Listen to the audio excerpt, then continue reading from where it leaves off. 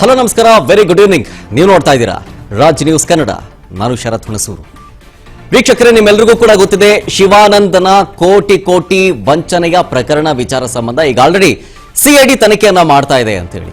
But ಈ ಹಂತದಲ್ಲೇ shock ಮೇಲೆ ಶಾಕ್ ಎದುರಾಗ್ತಾ ಇರೋದು ರಾಜ್ ನ್ಯೂಸ್ನ ಎಕ್ಸ್ಕ್ಲೂಸಿವ್ ಸುದ್ದಿ ಏನು ಅಂತಂತಂದ್ರೆ, ಈತನೊಂದಿಗೆ ಹಲವು ಸ್ಯಾಂಡಲ್ವುಡ್ ನಟ ನಟಿಯರ ಸಂಪರ್ಕ ಇತ್ತು, ಅವರು ಕೂಡ ಶಾಮೀಲಾಗಿದ್ದಾರೆ ಅನ್ನುವಂಥ ಪ್ರಶ್ನೆಯ ಜೊತೆಗೆ ಸನ್ನಿ ಲಿಯೋನರಿಗೂ ಕೂಡ ಕೋಟಿ ಹಣವನ್ನ ಸಂದಾಯ ಮಾಡಿದ್ದ ಈತ ಶಿವಾನಂದ್ ನೀಲಣ್ಣವರ. ಆಮೇಲೆ ಈತನ ಬಳಿ ಇನ್ವೆಸ್ಟ್ ಮಾಡಿದ್ದು 40,000ಕ್ಕೂ ಹೆಚ್ಚು ಜನ 2,400 ಕೋಟಿ ರೂಪಾಯಿಯನ್ನ ಇನ್ವೆಸ್ಟ್ಮೆಂಟ್ ಮಾಡ್ಕೊಂಡಿದ್ದು. ಜನರಿಗೆ ಯಾವ ರೀತಿಯಾಗಿ ಆಸೆ ತೋರಿಸ್ತಾ ಇದ್ದ ಅಂತಂದ್ರೆ 36% ಬಡ್ಡಿಯನ್ನ ನಿಮಗೆ ಕೊಡ್ತೀವಿ ಅಂತ. ಈಗ ಯಾರಾದ್ರೂ ಒಬ್ರು 1 ಲಕ್ಷ ರೂಪಾಯಿ ಇನ್ವೆಸ್ಟ್ ಮಾಡಿದ್ರೆ ಆತ 1 ಲಕ್ಷ ರೂಪಾಯಿನ ಚೆಕ್ ಅನ್ನ ಆನ್ ಸ್ಪಾಟ್ ಕೊಡ್ತಾ ಇದ್ದ ಆ ವ್ಯಕ್ತಿ.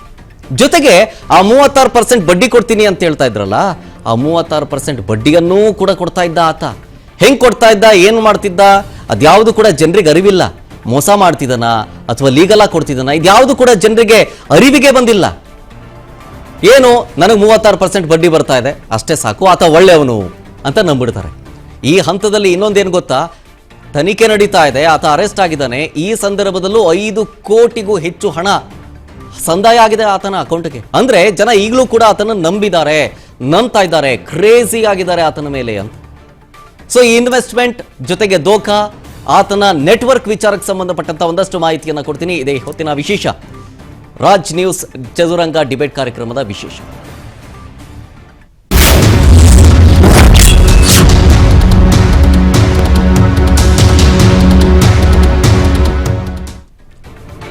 ನೋಡಿ, ಈತ 40,000ಕ್ಕೂ ಹೆಚ್ಚು ಜನರ ಕೈಯಲ್ಲಿ 2,400 ಕೋಟಿ ರೂಪಾಯಿ ಹಣವನ್ನ ಇನ್ವೆಸ್ಟ್ ಮಾಡ್ಕೊಂಡಿತ್ತು. ಈತನ ಕೋಟಿ ವಂಚನೆಯ ಕಹಾನಿ ಇಡೀ ಜಗತ್ತಿಗೆ ಗೊತ್ತಾಗಿದೆ. ಈಗ ಒಂದಲ್ಲ ಎರಡಲ್ಲ, ಬರೋಬ್ಬರಿ 2,400 ಕೋಟಿ ಕಲೆಕ್ಷನ್. ಬಡ್ಡಿ ಆಸೆಗೆ ಹಣವನ್ನ ಡೆಪಾಸಿಟ್ ಮಾಡಿಕೊಂಡು ಜನರಿಗೆ ಮಕ್ಮಲ್ ಟೋಪಿ ಆಗ್ತಾ ಇದ್ದೇನೆ, ಅದರ ಜನಕ್ಕೆ ಗೊತ್ತಾಗ್ತಾ ಇಲ್ಲ. ಬೆಳಗಾವಿಯಿಂದಲೇ ದೇಶದಾದ್ಯಂತ ಈತನ ನೆಟ್ವರ್ಕ್ ವಿಸ್ತರಿಸಿತ್ತು. ಈತನ ಬಳಿ ಐಷಾರಾಮಿ ಕಾರು, ದೊಡ್ಡ ಬಂಗಲೆ, ದಿಲ್ದಾರ್ ಲೈಫ್ ಸ್ಟೈಲು. ಆಮೇಲೆ ಇನ್ನೊಂದೇನು ಗೊತ್ತಾ, ಸ್ಯಾಂಡಲ್ವುಡ್ನ ಸ್ಟಾರ್ಸ್ ಏನಾದರೂ ಈತನಿಗೆ ಸಾಥ್ ಕೊಟ್ರ ಅಂತ. ಚಂದನವನದ ನಟ ನಟಿಯರಿಗೆ ಸಿಐಡಿ ವಿಚಾರಣೆಗೆ ಟೆನ್ಷನ್ ಶುರುವಾಗ್ತಾ ಇದೆ. ಬೆಳಗಾವಿ ಟು ಬಾಲಿವುಡ್ ನಂಟು ಕೂಡ ಇದೆ. ಸನ್ನಿ ಲಿಯೋನ್ಗೂ ಕೂಡ ಸಂಕಷ್ಟ. ಯಾಕೆ ಅಂತಂದ್ರೆ ಸನ್ನಿ ಲಿಯೋನ್ಗೂ ಕೂಡ ಕೋಟಿ ಹಣವನ್ನ ಈತ ಕೊಟ್ಟಿದ್ದಾನೆ, ಸಂದಾಯ ಮಾಡಿದ್ದಾನೆ. ಯಾಕೆ ಏನು ಗೊತ್ತಿಲ್ಲ. ನೀಲಣ್ಣನವರ ಬಂಧನದ ಬಳಿಕವೂ ಕೂಡ ಆತನ ಕ್ರೇಜ್ ಕಮ್ಮಿ ಆಗಿಲ್ಲ. ಹೇಳ್ತಾ ಇದ್ನಲ್ಲ, ವಂಚಕ ಜೈಲ್ ಸೇರಿದ ಮೇಲೂ ಕೂಡ ಕೋಟಿ ಹಣ ಜಮೆ ಆಗ್ತಾ ಇದೆ ಆತನ ಅಕೌಂಟ್ಗೆ. ಎಷ್ಟು ವಂಚನೆ ಪ್ರಕರಣಗಳಾಗಿಲ್ಲ, ಚೈನ್ ಲಿಂಕ್ ಪ್ರಕರಣ ಕಂಪನಿಗಳಾಗಿದ್ದಾವೆ, IMA ಹಗರಣಗಳಾಗಿದ್ದಾವೆ. ಇಷ್ಟಾದ್ರೂ ಕೂಡ ಜನ ದುಡ್ಡನ್ನ ಡಬಲ್ ಮಾಡಬೇಕು, ಹೆಚ್ಚು ಬಡ್ಡಿ ಕೊಡ್ತಾರೆ ಅಂತ ಎಲ್ಲಾದ್ರೂ ಹೇಳಿದ್ರೆ ಸಾಕು, ನಂಬಿಡ್ತಾರೆ. 2026ನೇ ಇಸ್ವಿಯಲ್ಲಿ ನಾವಿದ್ರೂ ಕೂಡ ಈಗಲೂ ಜನ ಇದನ್ನ ನಂಬ್ತಾರೆ ಅಂತಂದ್ರೆ ಏನ್ ಹೇಳಬೇಕು. ಆಮೇಲೆ ನೋಡಿ, ಆತ RBI ರೂಲ್ಸ್ ಅಥವಾ ಗೈಡ್ಲೈನ್ಸ್ ಅನ್ನ ಫಾಲೋ ಮಾಡಿಲ್ಲ ಅನ್ನೋದು ಮೇಲ್ನೋಟಕ್ಕಂತೂ ಸ್ಪಷ್ಟ ಆಗ್ತದೆ. ಜಿಲ್ಲಾಧಿಕಾರಿಗಳು ಆದೇಶ ಕೊಟ್ಟ ನಂತರ ಮೊದಲ ಬಾರಿಗೆ ರೇಡ್ ಆದಂತಹ ಸಂದರ್ಭದಲ್ಲಿ 50 ಕೋಟಿ ವಂಚನೆ ಆಗಿರೋದು ಮೇಲ್ನೋಟಕ್ಕೆ ಪ್ರಾಥಮಿಕ ಹಂತದಲ್ಲಿ ಅಷ್ಟೇ ಗೊತ್ತಾಗಿರುತ್ತೆ.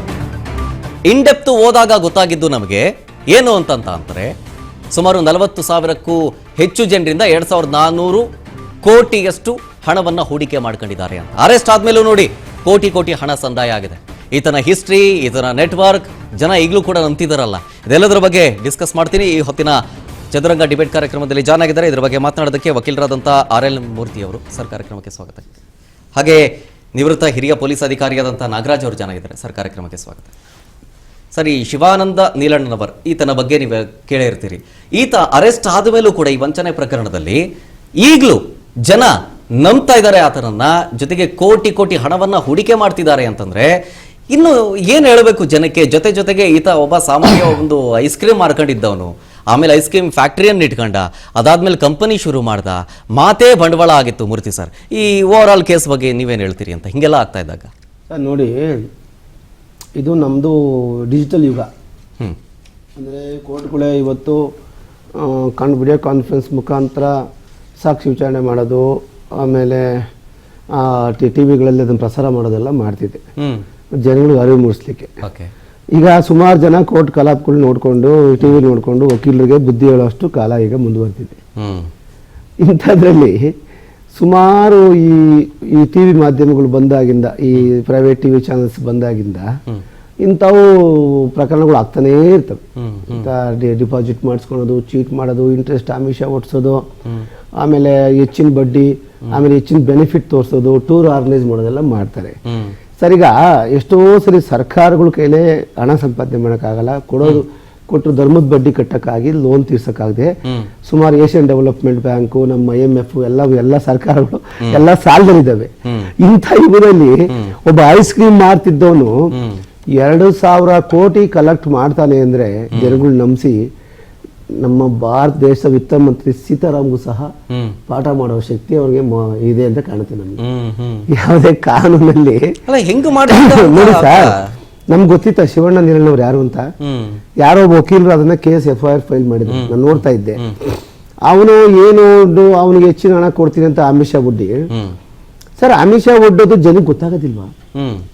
ಈಗ ಏನಾದ್ರು ಸರ್ಕಾರ ಏನಾದ್ರೂ ಒಂದಲ್ಲಿ ಸರಿಯಾಗಿ ವಿದ್ಯುತ್, ರಸ್ತೆ ಮತ್ತೆ ನೀರಿಲ್ಲ ಅಂದ್ರೆ ಇವ್ರು ಕಿಚ್ಚಾಡ್ತಾರೆ, ಸಂವಿಧಾನ ಬಗ್ಗೆ ಮಾತಾಡ್ತಾರೆ. ಬಹಳ ಸಂವಿಧಾನ ಹಕ್ಕು ನಮ್ಗೆ ಕೊಟ್ಟಿದೆ, ನಮ್ಗೆಲ್ಲ ಸರ್ಕಾರ ಮೋಸ ಮಾಡ್ತೀರಾ ಅಂತ ಹೇಳ್ತಾರೆ ಜನ. ಅದೇ ಜನ ಗೊತ್ತಿಲ್ಲದೇನೆ ಅವ್ರು ಕೂಡಿಟ್ಟಿರೋ ಹಣಗಳನ್ನ ದಾಣೋಗಿ ಇಂಥವ್ರು ಬಾಯಿಗೆ ಹಾಕ್ತಾರಲ್ಲ ಸರ್. ಇವರು ಸರ್, ನಮ್ಮಲ್ಲಿ ಕನ್ನಡದಲ್ಲಿ ಗಾದೆ ಇದೆ, ಈಸ್ಕೊಂಡವ್ನು ಈರ್ ಬದ್ರ ಕೊಟ್ಟವ್ನು ಕೋಡಂಗಿ ಅಂತ. ಈಗ ಇವನು ಈರ್ ಬದ್ರ ನಾವು ತರ ತಾಳಿದ್ದಾನೆ. ಯಾರು?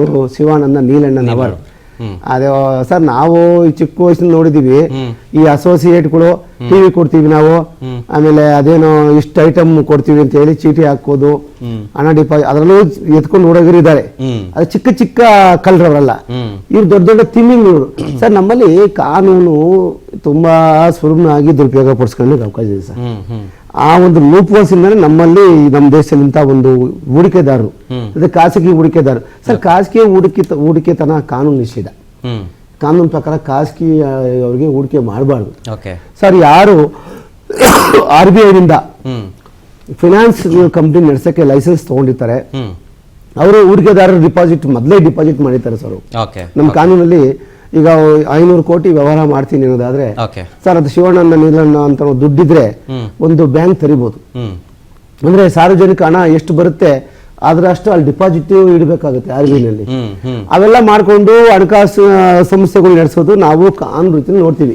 ಕಂಪನೀಸ್ ಆಕ್ಟ್ ಅಲ್ಲಿ, ಬ್ಯಾಂಕಿಂಗ್ ಆಕ್ಟ್, ಮತ್ತೆ ಈಗ ಏನು ಕಾರ್ಪೊರೇಟ್ ಆಕ್ಟ್ ಎಲ್ಲ ಬಂದಿದಾವೆ, ಅದನ್ನ ನೋಡ್ತೀವಿ. ಆದ್ರೆ ಏನು ಇಲ್ದೇನೆ, ಏನು ದಾಖಲೆ ಇಲ್ದೇನೆ ನಾನು ಏನೋ ಒಂದು ಭಾಷಣ ಮಾಡಿಬಿಟ್ಟು ದುಡ್ಡು ಕಲೆಕ್ಟ್ ಮಾಡ್ಕೊಂಡ್ಬಿಟ್ಟು ಏನು ಕೊಡದೆ ಹೋಗೋದು, ಇದನ್ನ ಇಲ್ಲಿ ಬ್ಯಾಡ್ರು ಜನಗಳ ಅಥವಾ ಸರ್ಕಾರನ ಅಥವಾ ಮಾಧ್ಯಮದವರ ಕಾನೂನು ಅಂತ ಆಗ್ಬಿಟ್ಟಿದೆ, ಇಲ್ಲ ಪೊಲೀಸ್ನವರ.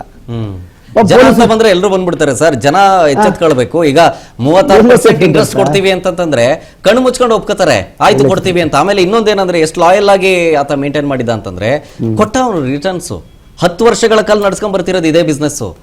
ಮೊದಲನೇ ವರ್ಷ ಏನು ಪೇ ಮಾಡಿದ್ರು, ಈಗ 1 ಲಕ್ಷ ಪೇ ಮಾಡಿದ್ರೆ 36% ಬಡ್ಡಿ ಕೊಡ್ತಾನೆ ಬಂದ. ಹೇಗ್ ಕೊಡ್ತಾನೆ? ಅದು ಹೇಗ್ ಸಾಧ್ಯ? ಅದು ನಾನು ಹೇಳೋದು, ಈ ಶಿಖಿ ಕೇಸ್ ನೋಡಿದ್ರಿ ನೀವು?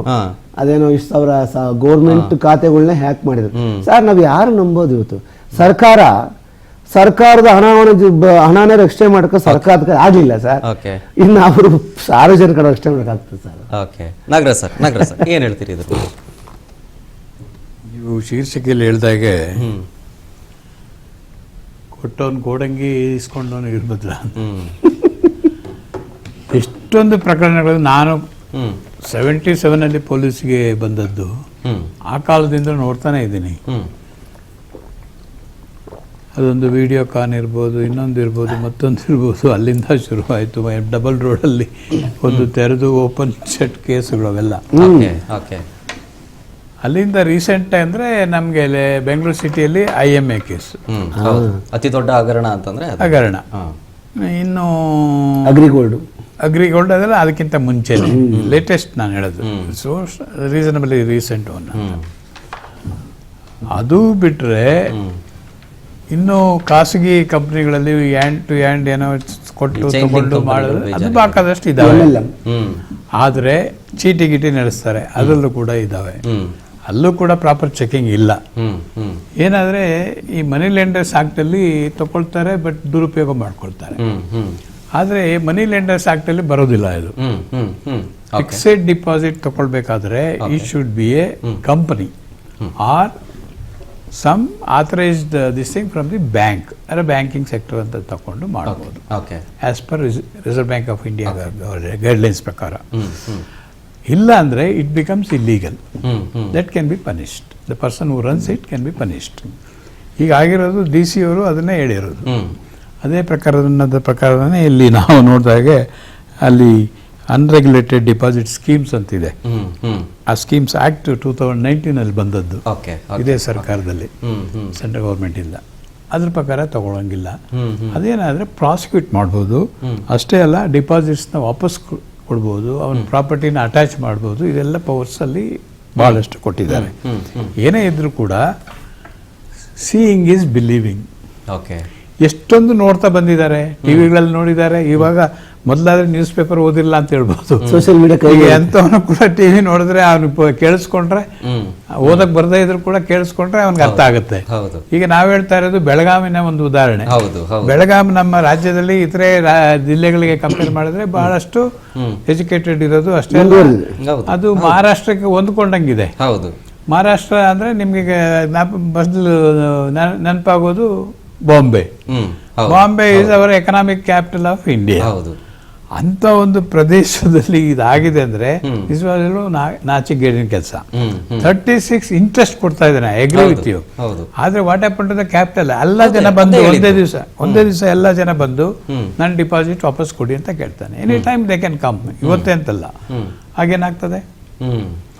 ಇಲ್ಲಿ ನೀವ್ ಹೇಳಿದ್ರು ಜೈಲಲ್ಲಿದ್ರು 5 ಕೋಟಿ ಅವನ ಇದಕ್ಕೆ ಬಂದಿದೆ ಅಂತ ಹೇಳಿದ್ರೆ, ಇದು ಇಲ್ಲಿ ಬಂದಿರೋದು ಎಷ್ಟೋ ಜನಕ್ಕೆ ಒಂದಲ್ಲ ಒಂದು ರೀತಿ ಅಕಲಾಯವಾಗಿ ದುಡ್ಡು ಬಂದಿರುತ್ತೆ ಅಂತ ಇಟ್ಕೊಳ್ಳಿ. ಈಗ ಬೇಡ ನಮ್ಗೆ ಯಾವ್ದು ನೀವು ಹೇಳಿದ್ರಿ ಒಂದು ಸ್ಕೀಮ್ಗಳು ಏನು ಲಕ್ಷ್ಮಿ, ಅದು 2,000 ರೂಪಾಯಿ ಬಂದ್ರೆ 2,000 ರೂಪಾಯಿ ಅಲ್ಲಿ ಹಾಕ್ತಾರೆ. ಅವ್ರಿಗೆ 36% ಅಂದ್ರೆ ಎಷ್ಟಾಯ್ತು? ಆ ತರ ಅಲ್ಲೇ ರೊಟೇಟ್ ಮಾಡ್ತಾರೆ. ಇನ್ನೊಂದು ಗೊತ್ತಾ ಸರ್, ಈಗೆಲ್ಲ ಮಾಡಿ ಮಲ್ಟಿಪ್ಲಿಸಿಟಿ ಆಗ್ತಾ ಇದೆ. ಮಲ್ಟಿಪ್ಲಿಸಿಟಿ ಮಾಡಬೇಕಾದ್ರೆ ಲಾಫುಲ್ ಆಗಿ ಮಾಡಬೇಕು. ಅದು ಇಷ್ಟೇ ಮ್ಯಾಕ್ಸಿಮಮ್ ಇಂಟ್ರೆಸ್ಟ್ ಅಂತಾನು ಫಿಕ್ಸೆಡ್ ಇದೆ. They cannot quote any number any amount of this. ಅರ್ಥ ಆಯ್ತಾ? ಈ ಎಲ್ಲ ರೆಗ್ಯುಲೇಷನ್ಸ್ ಕಂಟ್ರೋಲ್ ಅಲ್ಲಿ ಇದ್ದಿದ್ರೆ ಅಥವಾ ಅವರ ಒಂದು ಅಥಾರಿಟೀಸ್ ಚೆಕ್ ಮಾಡಿದ್ರೆ ಅವ್ರ ಗಮನಕ್ಕೆ ಬಂದಾಗ ಯಾವತ್ತೂ ಮುಚ್ಚಬಹುದಾಗಿತ್ತು. ಯಾಕಾಗಿಲ್ಲ ಅಂದ್ರೆ ಇಲ್ಲಿ ಪ್ರಶ್ನೆ ಬರೋದು ಅಲ್ಲೇನೆ. ಯಾಕಾಗಿಲ್ಲ ಅಂದ್ರೆ ಈ tell me the person tell you rule ಅಂತ. ಈಗ ನೀವು ನೋಡ್ಬೋದು, ನಾವೆಲ್ಲ ಅಂಬಾನಿದು ಅದು ಕಥೆಗಳು ಕೇಳಿದ್ದೀವಿ. ದುಬೈಯಲ್ಲಿ ಪೆಟ್ರೋಲ್ ಬಂಕ್ ಅಲ್ಲಿ ಕೆಲಸ ಮಾಡ್ತಿದ್ರು. ಇವತ್ತೆಲ್ಲಿದ್ದಾರೆ ಅವ್ರ ಮಕ್ಕಳು ಮೊಮ್ಮಕ್ಕಳು ಎಲ್ಲ? ಹಾಗಾದ್ರೆ ಆಗ್ಬಾರ್ದಂತಿಲ್ಲ. Growth it depends on the individual. ಅವ್ನು ಮಾಡುವಂತ ಒಂದು ಚಾಣಕ್ಯ ಕೆಲಸಗಳಲ್ಲಿ ಬಿಸ್ನೆಸ್ ಪ್ರಮೋಷನ್ ಯಾವ ತರ ಆಗುತ್ತೆ ಅದರ ಮೇಲೆ ಹೋಗುತ್ತೆ. ಆದರೆ side by side documentation as per the law of the land ಇರಬೇಕು. ಇಲ್ಲ ಅಂದ್ರೆ ಇಲ್ಲಿಗಲ್ ಆಗ್ತದೆ. ಈ ಕೈಯಲ್ಲಿ ಇಸ್ಕೊಂಡು ಈ ಕೈಯಲ್ಲಿ ಕೊಡೋ ವ್ಯವಹಾರ ಬರಲ್ಲ. Income tax connected all financial loss ಬರ್ತದೆ ನೋಡಿ. ಎಕನಾಮಿಕ್ ಲಾಸ್ ನಮ್ಮಲ್ಲಿ ಎಷ್ಟಿದೆ? ಇಡಿ ಇದೆ, ಇನ್ಕಮ್ ಟ್ಯಾಕ್ಸ್ ಇದೆ, ಮತ್ತೊಂದು. ಇವೆಲ್ಲದಕ್ಕೂ ನಾವು ಕಾಂಪ್ಲಿಮೆಂಟ್ಸ್ ಕೊಡ್ಬೇಕು. ನಿಜ ನಿಜ. ನಾನೇ ಆಗ್ಲಿ 10 ರೂಪಾಯಿ ಸಂಪಾದನೆ ಮಾಡಿದ್ರೆ 10 ರೂಪಾಯಿಗೆ ಇಷ್ಟೆಲ್ಲ ಲೆಕ್ಕ ಕೊಡ್ಬೇಕು. ಅಂದ್ರೆ ಈಗ ಯಾಕೆ ಹೇಳ್ತೀನಿ ಅಂದ್ರೆ ನಮ್ಮಲ್ಲಿ ಪ್ರಾಪರ್ ಚೆಕಿಂಗ್ ಇನಿಷಿಯಲ್ ಸ್ಟೇಜಸ್ ಅಲ್ಲಿ ಆಗ್ತಾ ಇಲ್ಲ. ಎಕ್ಸಾಕ್ಟ್ಲಿ. No vigilance. ಹೌದು. ಆ ವಿಜಿಲೆನ್ಸ್ ಯಾವಾಗ ಬರ್ತದೆ? ನಿಮ್ಮಂತವ್ರು ಪಬ್ಲಿಸಿಟಿ ಮಾಡಿದಾಗ. ಇಲ್ಲ ಈಗೂ ಆಗಿದ್ಯಾ ಏಜೆನ್ಸಿ ಏನ್ ಕೆಲಸ ಮಾಡ್ತಾ ಇದ್ದಾರೆ? ಈಗ ನೋಡಿ, ಯಾವುದೇ ಆಗ್ಲಿ ಒಬ್ಬ ಪರ್ಸನ್ ಐಸ್ ಕ್ರೀಮ್ ಇಂದ ಈ ಲೆವೆಲ್ ಬಂದ ಅಂದ್ರೆ ಏನ್ ಮಾಡ್ಬೇಕಿತ್ತು? ಯಾವ ಸ್ಟೇಜ್ ಅಲ್ಲಿ ಅವ್ರನ್ನ ಚೆಕ್ ಮಾಡ್ಬೇಕಿತ್ತು. ಮಾಡಿದಾಗ ಏನ್ ಮಾಡಿದ್ದಾರೆ? ಎಲ್ಲಾರ್ಗು ಐಸ್ ಕ್ರೀಮ್ ತಿನ್ಸ್ಕೊಂಡೇ ಬಂದಿದ್ದಾನೆ. ಎಲ್ಲಾರ್ಗು ಐಸ್ ಕ್ರೀಮ್ ತಿನ್ಸ್ಕೊಂಡ್ ಬಂದು ಇವತ್ತು ಈ ಮಟ್ಟಕ್ಕೆ ಒಂದು ಬೆಳೆದಿದೆ. ಆ ಒಂದು ಅವನ ಒಂದು ಪಾಪದ. ಇನ್ನೊಂದು ಆಶ್ಚರ್ಯ ಸರ್, ಒಂದು ಆರ್ಡರ್ ಮಾಡ್ತೀನಿ. 40,000ಕ್ಕೂ ಹೆಚ್ಚು ಜನ ಇನ್ವೆಸ್ಟ್ ಮಾಡಿದ್ದು.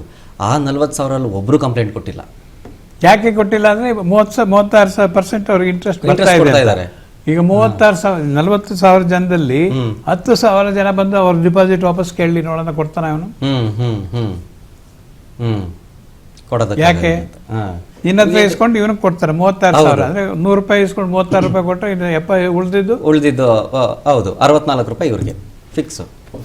Exactly this is what is happening because there are the people who can deposit still they are depositing ಅಂದ್ರೆ ಆ ಒಂದು ಟ್ರೆಂಡ್ ಕ್ರಿಯೇಟ್ ಮಾಡಿ ಇಟ್ಬಿಟ್ಟಿದ್ದಾನೆ. ಯಾವಾಗ ಎಲ್ಲರಿಗೂ ಅರ್ಥ ಆಗುತ್ತೋ ಅಥವಾ ಯಾರಿಗಾದ್ರೂ ಕಷ್ಟ ಬಂದ್ರೆ ಒಟ್ಟಿಗೆ ವಾಪಸ್ ಬಂದು ಆ ಬ್ಯಾಂಕ್ ಹತ್ರ ನಿಲ್ತಾರೋ ಐಎಂಎದಲ್ಲಿ ಆಗಿದ್ದಾಗೆ ಜನ ಮೊದಲಿಗೆ ಅವರು ನಂಬಲಿಲ್ಲ, ಪ್ರೊಟೆಸ್ಟ್ ಮಾಡಿದ್ರು, ಪೊಲೀಸ್ ಸ್ಟೇಷನ್ಗೆ ಹೋಗಿ ಯಾಕೆ ಅವ್ರಿಗೆ ಸುಮ್ಮನೆ ಸುಳ್ಳು ಕೇಸ್ ಹಾಕಿದ್ರ ಅಂತ ಗಲಾಟೆ ಮಾಡಿದ್ರು, ಆ ಕೇಸ್ ರಿಜಿಸ್ಟರ್ ಮಾಡಕ್ಕೂ ಬಿಟ್ಟಿಲ್ಲ. ಆಮೇಲೆ ಗೊತ್ತಾಯ್ತು ಯಾವ ಪ್ರಮಾಣದಲ್ಲಿ ಇದಾಗಿದೆ ಅಂತ. ಆಗ ಎಲ್ಲರೂ ಯಾಕೆ ಕೇಸ್ ರಿಜಿಸ್ಟರ್ ಮಾಡಿಲ್ಲ, ಯಾಕೆ ಅವ್ರಿಗೆ ಅರೆಸ್ಟ್ ಮಾಡಿಲ್ಲ, ಇವ್ರಿಗೆ ಅರೆಸ್ಟ್ ಮಾಡಿಲ್ಲ, ಆ ಮಿನಿಸ್ಟರ್ಗೆ ಅರೆಸ್ಟ್ ಮಾಡಿಲ್ಲ ಅಂತೆಲ್ಲ ಶುರು ಮಾಡಿದ್ರು. ಯಾಕೆ ಬ್ಯಾಕ್ ಗ್ರೌಂಡ್ ಆ ತರ ಇತ್ತು. ಆಕ್ಚುಯಲ್ ಬೆನಿಫಿಷಿಯರಿ ಯಾರೋ 36% just a token. Otherwise real beneficiary 64 ರೂಪಾಯಿ ನೀವು ಹೇಳಿದ್ರಲ್ಲ ಅದು ಯಾರಿಗೋಗಿದೆ? I should answer now. Where is that books of accounts? ನಿಜ, ಇದು ಪ್ರಾಪರ್ ಅಕೌಂಟಿಂಗ್ ಆಗಿಲ್ಲ. ಆಗಿದ್ರು ಕೂಡ ಆಗಿಲ್ಲ ಅಂದ್ರೆ ನಾನು ಚೆಕ್ ಮಾಡಿಲ್ಲ. ಚೆಕ್ ಮಾಡಿ CID ಮಾಡ್ತಾ ಇದ್ದಾರೆ, ಯಾವ ಮಟ್ಟದಲ್ಲಿ ಮಾಡ್ತಾ ಇದ್ದಾರೆ ಗೊತ್ತಿಲ್ಲ. But this is N really serious offence. ಇದು ಫೈನಾನ್ಷಿಯಲ್ ಈ ತರ ಒಂದು ಜನ ಉಟ್ಕೊಂಡ್ಬಿಟ್ರೆ ಫ್ರಾಡ್ಸ್ಟರ್ಸ್ ಅಷ್ಟು ಲೆಟ್ ಗೋ. ಆವಾಗ ನಮ್ಮ ಫೈನಾನ್ಸ್ ಬೇರೆ ದೇಶಗಳಲ್ಲಿ ನಾವೇನಾಗ್ತದಲ್ಲಿ ನೋಡ್ತೀವಿ ಅದಕ್ಕಿಂತ ವರ್ಸ್ಟ್ ಆಗ್ತದೆ. ಯಾಕೆಂದ್ರೆ ಫೈನಾನ್ಷಿಯಲ್ ವಿಜಿಲೆಂಟಾಲಿಸಮ್ ಏನಿದೆಯಲ್ಲ that should be very very form.